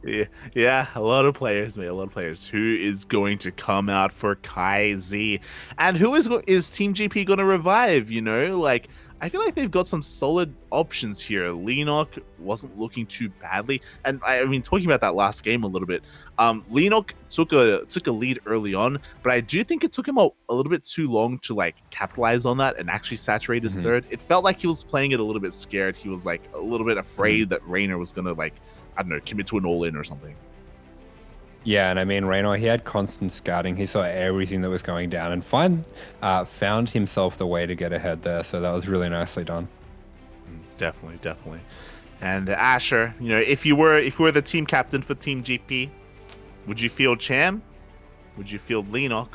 Or would you even revive Krystianer, the ace? Young. He's on onside, puppy. He's on. Badge. Maybe they'll send Kung Fu Banda. Kung Fu Banda. He wouldn't be a bad choice, to be honest. Yeah. Kung Fu Banda is definitely another possibility. He's another kind of player that has been popping off in recent months over in the land of Europe.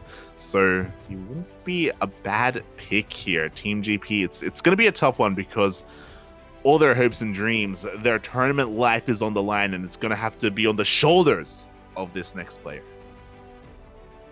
Yeah, absolutely. This is what it comes down to. This is their last chance to continue along in the playoffs and have the privilege of facing off against Alpha X, who are waiting for the winners here.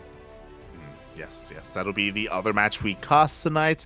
Again, 2 matches a day for the next 3 days. So plenty of StarCraft ahead of us. And oh boy, we're all just going to wait and see while the teams and the players do deliberate. I mean, I guess the one advantage is that they know that at least the next match is going to be against a Terran, you know, like KaiZi. They've only got 2 options and both of them are Terrans. Oh, yeah. It's just that one of them's a world champ. Yeah. I mean, okay. I reckon you gotta send Cham, surely. Yeah, you may have a world champion, but we got El Champion, Bobby. Let's go. I would love to see Cham in a ZVT. I do think he has a very unique style against Terran, and even if overall, you know, Oliveira is a stronger player, I think because Cham is so unique, and if Oliveira isn't familiar with how Cham plays, then Cham can catch you with your pants down. Yeah, he's gonna win, and he's gonna take his trophy. He's gonna be like, "This is mine now." Yes, that is how it works. He's gonna contact ESL because ESL are gonna like they're mailing Oliveira the trophy, and they're like, "Mate, mail it to me instead." It's mine, Papi. It's mine. It's gone, Papi. Oh my god. So yeah, we'll wait and see. It's gonna be wild if they end up picking another player. Like again, like it wouldn't be too surprising if they pick Leenock again. I feel like I think Leenock has a lot to offer. I think he's a very solid pick. But Cham. Maybe a Protoss. Jeez. Cannon rush him, Papi. In a PvT. I mean, why not? Yeah, why not? Is Krystianer the kind of player to cannon rush? Maybe. No. No. Not at all. Oh god. You could go for something cheeky. I reckon Krystianer's probably got a pretty good 4-gate blink. Yeah. I'm pretty sure we've seen some crazy stuff out of Krystianer in the past. Crazy. Oh, I'm also like a little bit immersed. No, what's the word? Entranced. Yes, by that lovely shark. Look at the shark. Look at him. So cute. Oh, that's the Doyu shark. Oh. I think. Wait, I need to. I don't know. I need to look up a Doyu logo. Yeah. It is. Yeah. Because I know they're streaming on Doyu. It's less pointy. Yeah. The Doyu shark is like is less cute. Oh. Chinese live streaming service. Whoa, it's huge. Yeah. That I'm pretty sure that's what they're streaming right Bigger now. than Twitch. Yeah. Holy moly. Speech, Bobby. Speech. Doyu. I'm surprised you haven't seen it. That's where all the never mind. It's Billy. That's the other one, right? Am I crazy? Oh, no, yeah, I've probably been on Doyu to watch like Yeah. the streams. Mm-hmm. Maybe not. Maybe. It's not letting me Doyu, go there. the worst thing about Doyu, 'cause I don't know if you've seen it before. Doyu has Oh, the text that goes across the yeah, screen. yeah, they've got chat. It's chat is on stream, and I don't think you can like turn it off. You can turn it off. No, you Okay, can turn okay. it off. I haven't figured it Yeah. out. But like you've got like chat and all these Chinese characters just like attacking The stream. full top half of the screen. Yeah. And Yeah. it's like, mate. But speaking of Doyu, speaking of chat attacking your face, we have Whoa. our player pick. It is the champion. Oh, And yeah, they're going to be giving Oliveira that rest. Going to be letting him sleep. I They're like bringing it. out Spirit. I like to think that right now Oliveira, he's actually not even at home. He's like Partying. He's He's I at the was gonna- club with Patty Mac. Patty Mac made it to China. He's there, puppy. He's partying with the world champion. Let's go, Bobby. Let's go. If we do see him on the cam, Oliveira, he's gonna be like stumbling into his room. You know, he's gonna be holding the bottle of tequila. It's gonna be amazing, and he's Gets gonna have the a big crown on. ball of hair and he just slams it on the ground. Get this out of here. Use it later. Oh my god. But yes, Cham is the final player for Team GP. The way this works when we have a revive, it's not really a best of two in a way. It kind of is, but it kind of isn't. Cham has to win 2-0. Spirit just has to take a game. Just take one game from Cham, and that is it. He is done. Yeah, I mean, this is a very interesting stylistic matchup because on one hand, Spirit is already a very defensive player, but on the other hand, leading into being defensive, he does some really crazy, greedy openings. Mhm. And that could leave an opening for something like very fast muters. Yeah. Like two-base meetup would be crazy, but Cham, he can be crazy. He is crazy. He is wild. He's willing to break the norm, break the box, break the meta, and do something insane. So I'm really excited. I love Cham's ZVT. You know, I wouldn't be surprised if we see Swarm Host at some point as well. He loves playing with Swarm Host, even against Bio. Depending on the map, I guess. But it's possible. It's possible. Yeah, I guess on the bigger maps, if they somehow get to that, that wouldn't be a bad idea. But I mean, on a lot of these maps as well, they're extremely open, especially around the third. So I think styles such as like a Lingbane Ravager can be very effective. I remember a lot of players would play those kind of styles on Curious Minds, which also had very open thirds. And I think it's a style that I have seen Cham go for. So that could be a strong option here. Oh, yeah. Could definitely be a strong option. Definitely a way to go here against Spirit. Is this the beginning of the comeback? I almost want to say a reverse sweep, but of course, you know, Leenock, he did his part for the team. He did his part for Team GP, and now he can go back to playing AoE for the day. He can go back and do what he does best.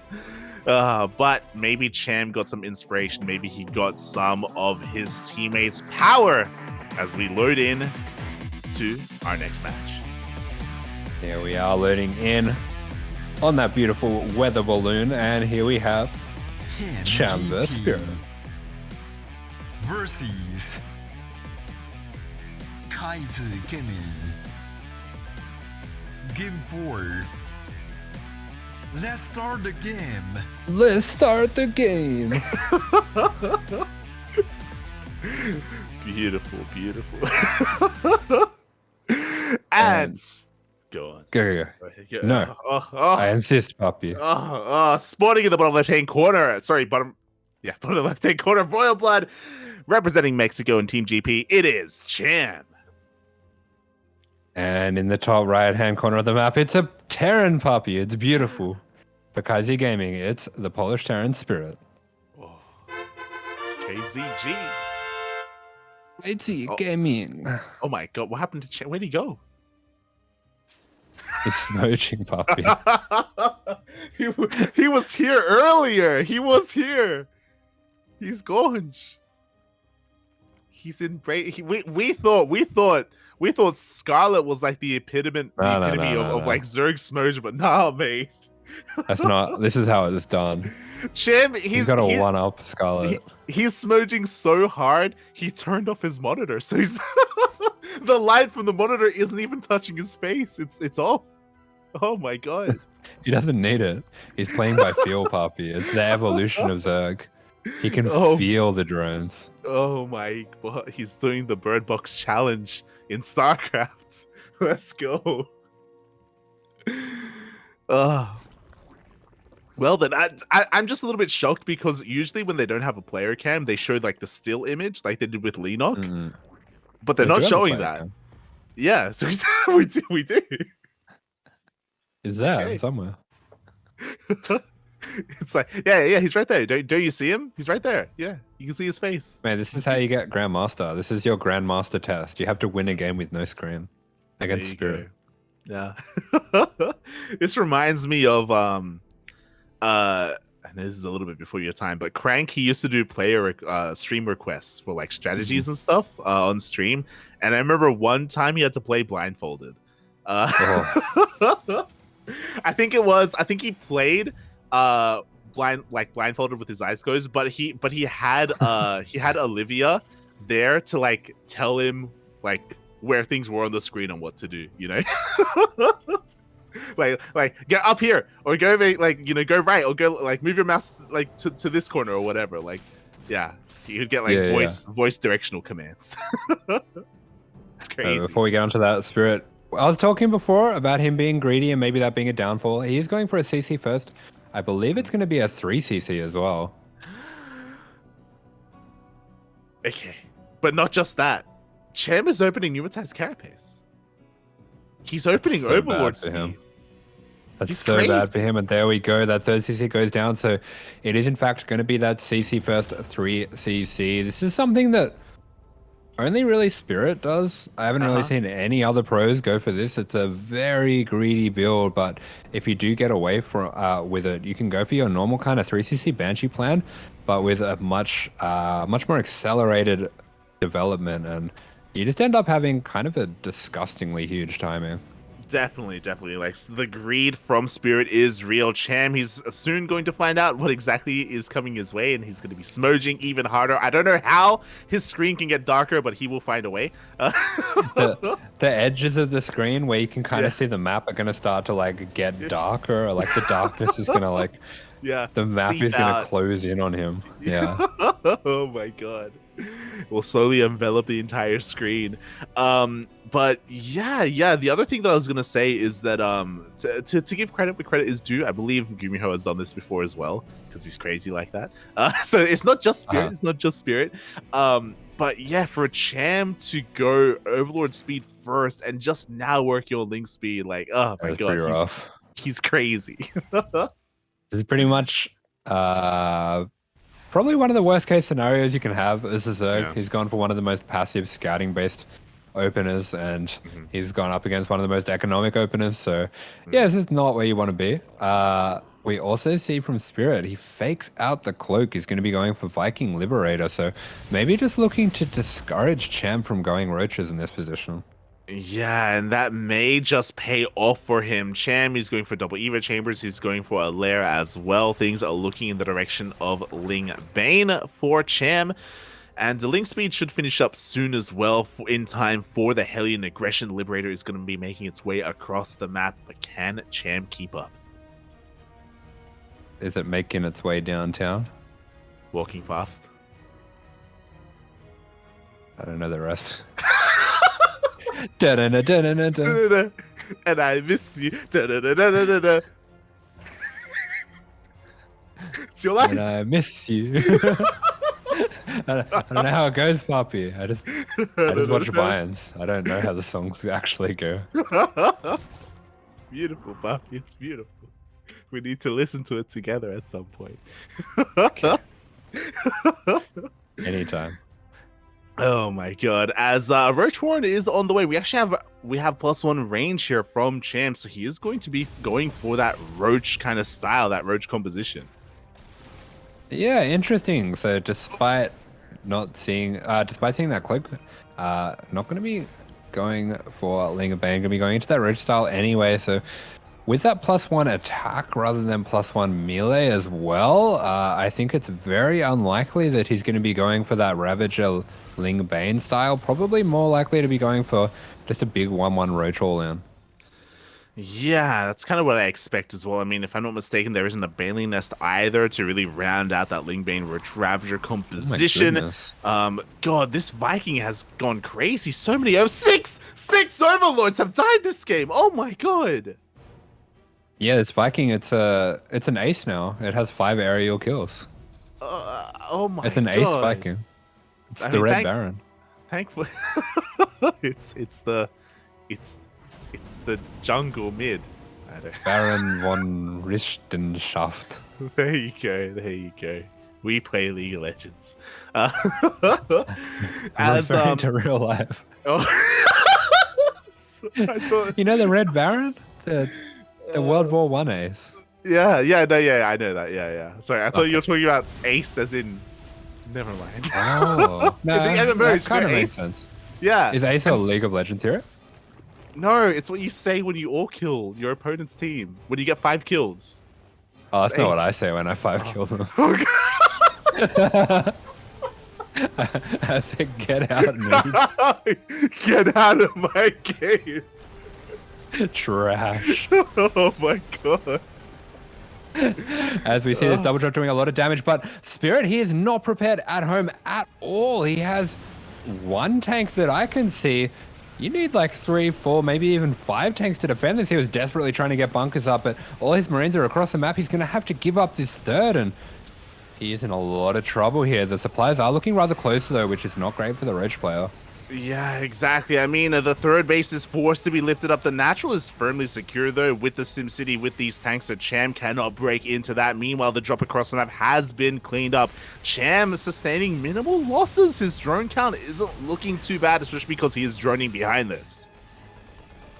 Yeah, Cham is like, I know what your Vikings did to my Overlords. I can do the same thing here to your depots. 2 can play at that game. He has giga supply blocked Spirit here. Oh my god, Spirit 125 out of 101 supply there. And Cham is going to make Spirit's life a living hell trying to retake that 3rd base. A little bit of Hellion Harass is going to be cleaned up, and Cham, he's going for the Infestation Pit. Yeah, the Observer as well, doing a lovely job pointing out for us here. 2-2 is not started for the Terran, it is started for the Zerg, and I mean 2-2 against Roaches is such a key timing. You really want to be hitting that and hitting that hard, but Spirit, once again, he does not care about the defense on his 3rd.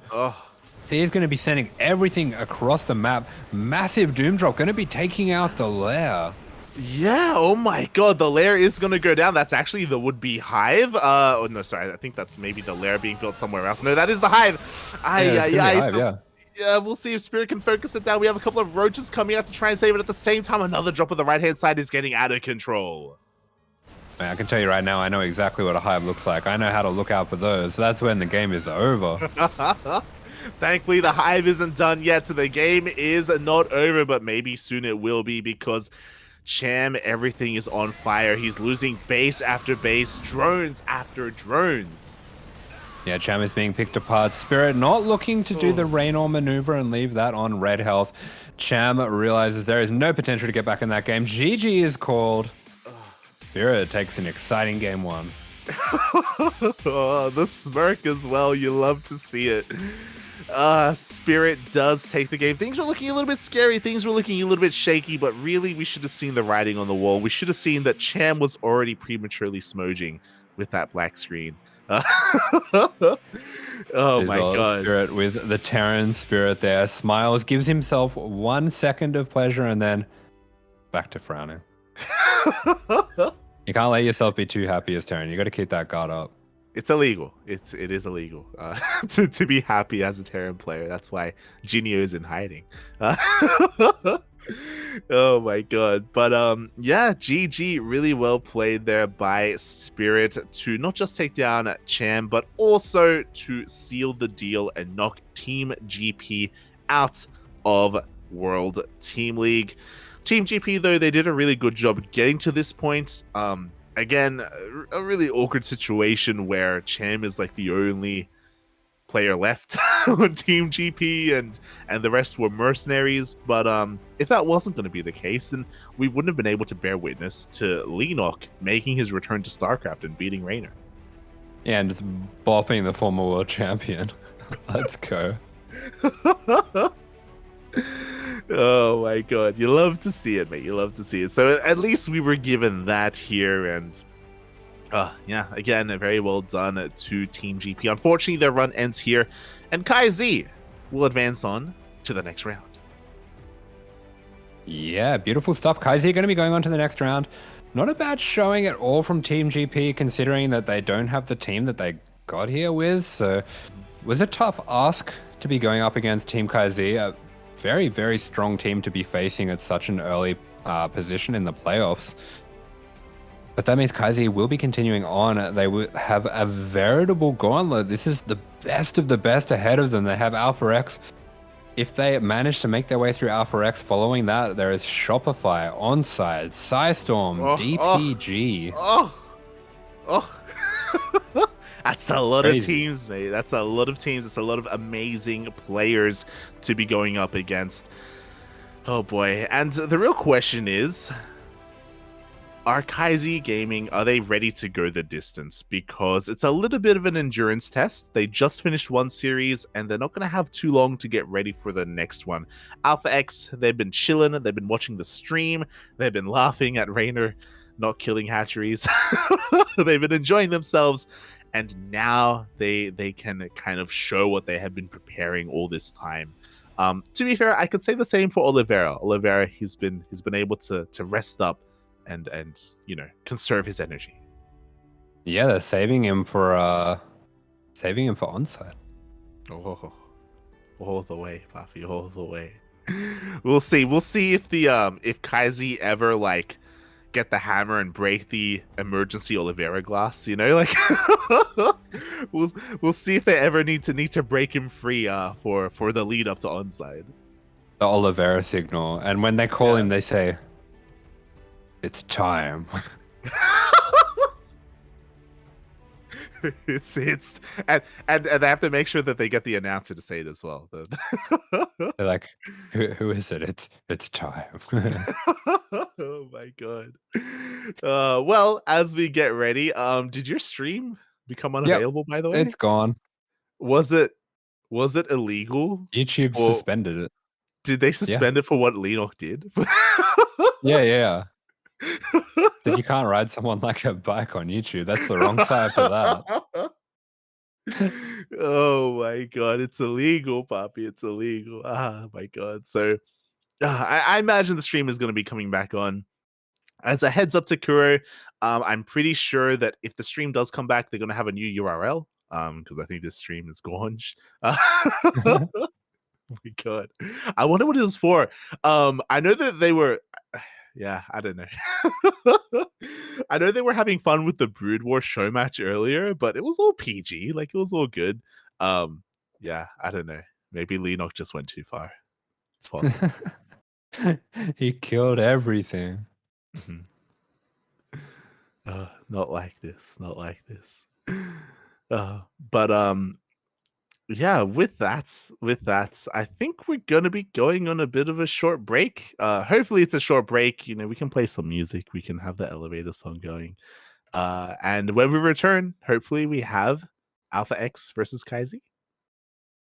Yeah, good one to look forward to. And we'll see you for that very soon. Yes,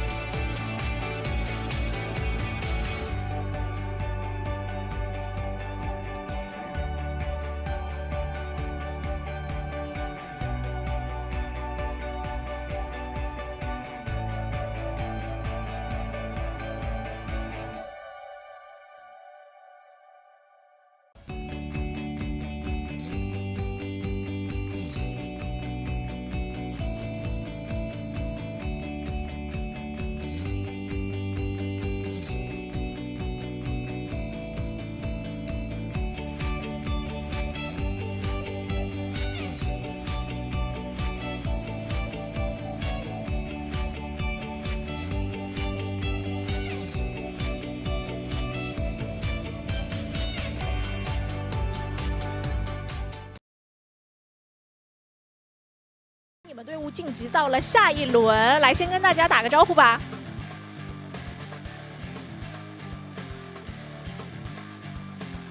Hello, I can't hear any. 好的，那其实，在今天的第一场比赛里面，不知道你有没有发现，你的对手当时是先升的空军一攻，而没有升折跃。当时你是怎么去进行一个临场的判断和应对的呢？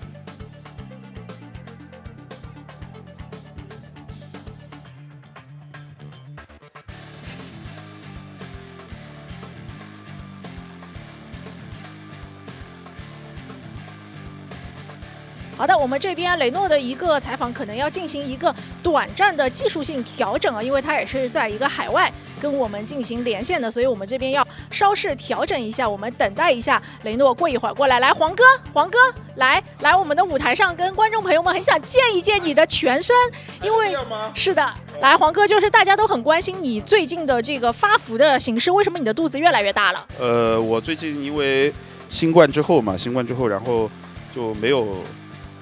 瘦了很多斤，新冠的时候。你这叫瘦了很多斤？你看一下你的肚子。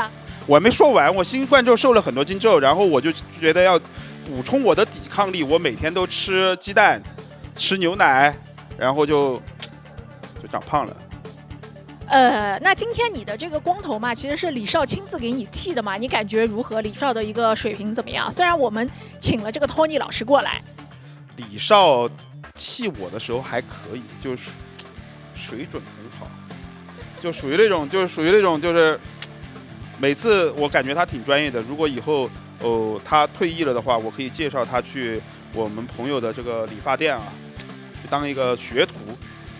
就是理发也是有这个世界性的比赛的，就李少可以在星际拿完世界冠军之后，未来有机会去托尼界也可以拿个世界冠军，是吧？对，说的没错，我觉得李少以后就可以去那边打工。哎，那这个对于自己光头这个 flag 当时立的时候，你当时是不是你是真的想毒奶，还是真的觉得李少打不过雷诺？我当然觉得他打不过雷诺呢，我怎么知道他会翻盘嘛，对不对？如果我知道他会翻盘，那我为什么要去赌光头呢？我真的我脑子有毛病吗？我想这个当光头的，肯定我不想的，对吧？不是，我以为你是真的抖 M， 你想当光头？不，我对光头真的没有兴趣。我现在这个光头。我回家都不知道怎么面对我老婆和我儿子，我儿子可能从来没见过我光头，可能会被吓哭。没有关系的，就是其实我觉得你剃完光头之后，你的颜值并没有下降很多。就我以为很多人，比如说剃了光头之后一下子会变得很丑，但是我觉得其实你剃完光头并没有马上变得很丑。因为已经很丑了，所以已经很丑了，所以光头跟有头发这之间都没有什么关系，就是丑。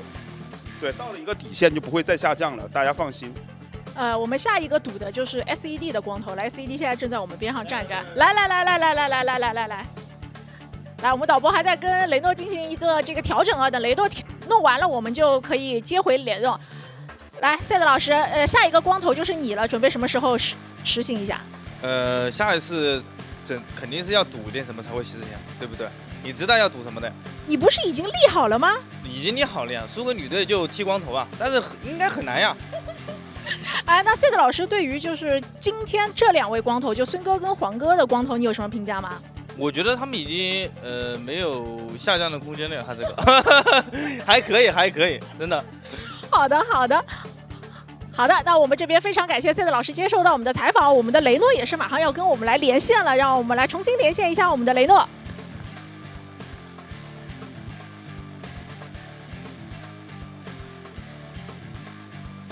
好的，欢迎我们的雷诺再一次过来，来重新打个招呼，让我确认一下，我可以听到你的声音了。Like Reynor, we are going to have the interview. Can you please try your mic first? Yeah. Hello. Can you hear me? Yes. OK， 我们可以听到雷诺的声音了。好，那其实第一个问题就是想问你在今天的第一局里面，你的对手他是先升的空军一攻，然后没有去升折跃，你当时是怎么发现了？而且在发现之后是怎么去判断和应对的呢？ Oh, so like in the first game, your opponent first upgrade, level 1 like the Air Force. Like how did you discover that, and how do you encounter this strategy? So basically his gases were very fast and his warp gate was non-existent. So I figured that since he wasn't doing warp gate and he was researching from the cyber core, that it was gonna be air units, and you just make corruptors against that. 我观察到他的气矿消耗的非常快，然后他并没有造很多的折跃门，所以我推断他将会使用空军部队。后来也发现了腐化者，这也证实了我的猜想是正确的。确实，当时雷诺的一个应对跟反应非常快，自己也快速的造出了自己的空军部队来应对。那第二个问题是想问一下，今天你的表现其实相当不错，但是你唯一输的那1分是输在了这个里洛克选手身上，你怎么看待那一局呢？You did a very good you did a very good result today, but your only loss is when you are facing the player Leenock. What do you think of this game? So yeah, I think I got what's coming to me. You know, I deserved it because I keep 12 pulling and it clearly doesn't work. I lost against many players when I go for 12 pull. So yeah, I probably should stop. 我觉得这场失败是我应得的，因为我在这场比赛中一直盲目的在推进，所以我觉得我当时应该冷静一下，重新规划战术。所以我觉得这场失败是我是我应得的。没有关系，可以从这场失败当中总结经验教训，在接下来的比赛里面有更好的发挥。那最后一个问题就是要问到你们下一场面对到的对手是 AX 战队了，准备好了吗？对他们队伍的哪一位选手会有特别多的关注呢？ So like for the next match, your team will going to face Alpha X, and which player do you think will be the most difficult to face? Well, for myself, I would say probably Ragnarok, because I struggle a lot in ZVZ and I just don't like the matchup. So I would say for myself Ragnarok, but I'm not worried. We have the recent world champion, and then we have Spirit, which is our ace player. So yeah, I think these guys will take care of business. 我个人认为会是拉格纳罗克，因为我非常讨厌打 ZVZ 的对决，但是我也不用担心，因为我们有世界上最好的人皇，还有我们的王牌拳手 Spirit。看来对自己的队友也是非常的有信心啊！那我们也是很期待 KZG 战队在下一轮面对到这个下一轮对手的时候能有更好的一个表现。那非常感谢雷诺接受到我们的采访，祝你下一轮比赛顺利。Thank you， 拜拜。Wish your team to have a great experience in next match. Thank you so much. Bye bye. 拜拜。好的，那我们的第一轮比赛到这边已经结束了，但是我们的 KZG 战队还不能放松，他们马上就要迎来第2轮的比赛了。那么我们也是稍事休息一下，马上为大家带来精彩的比赛。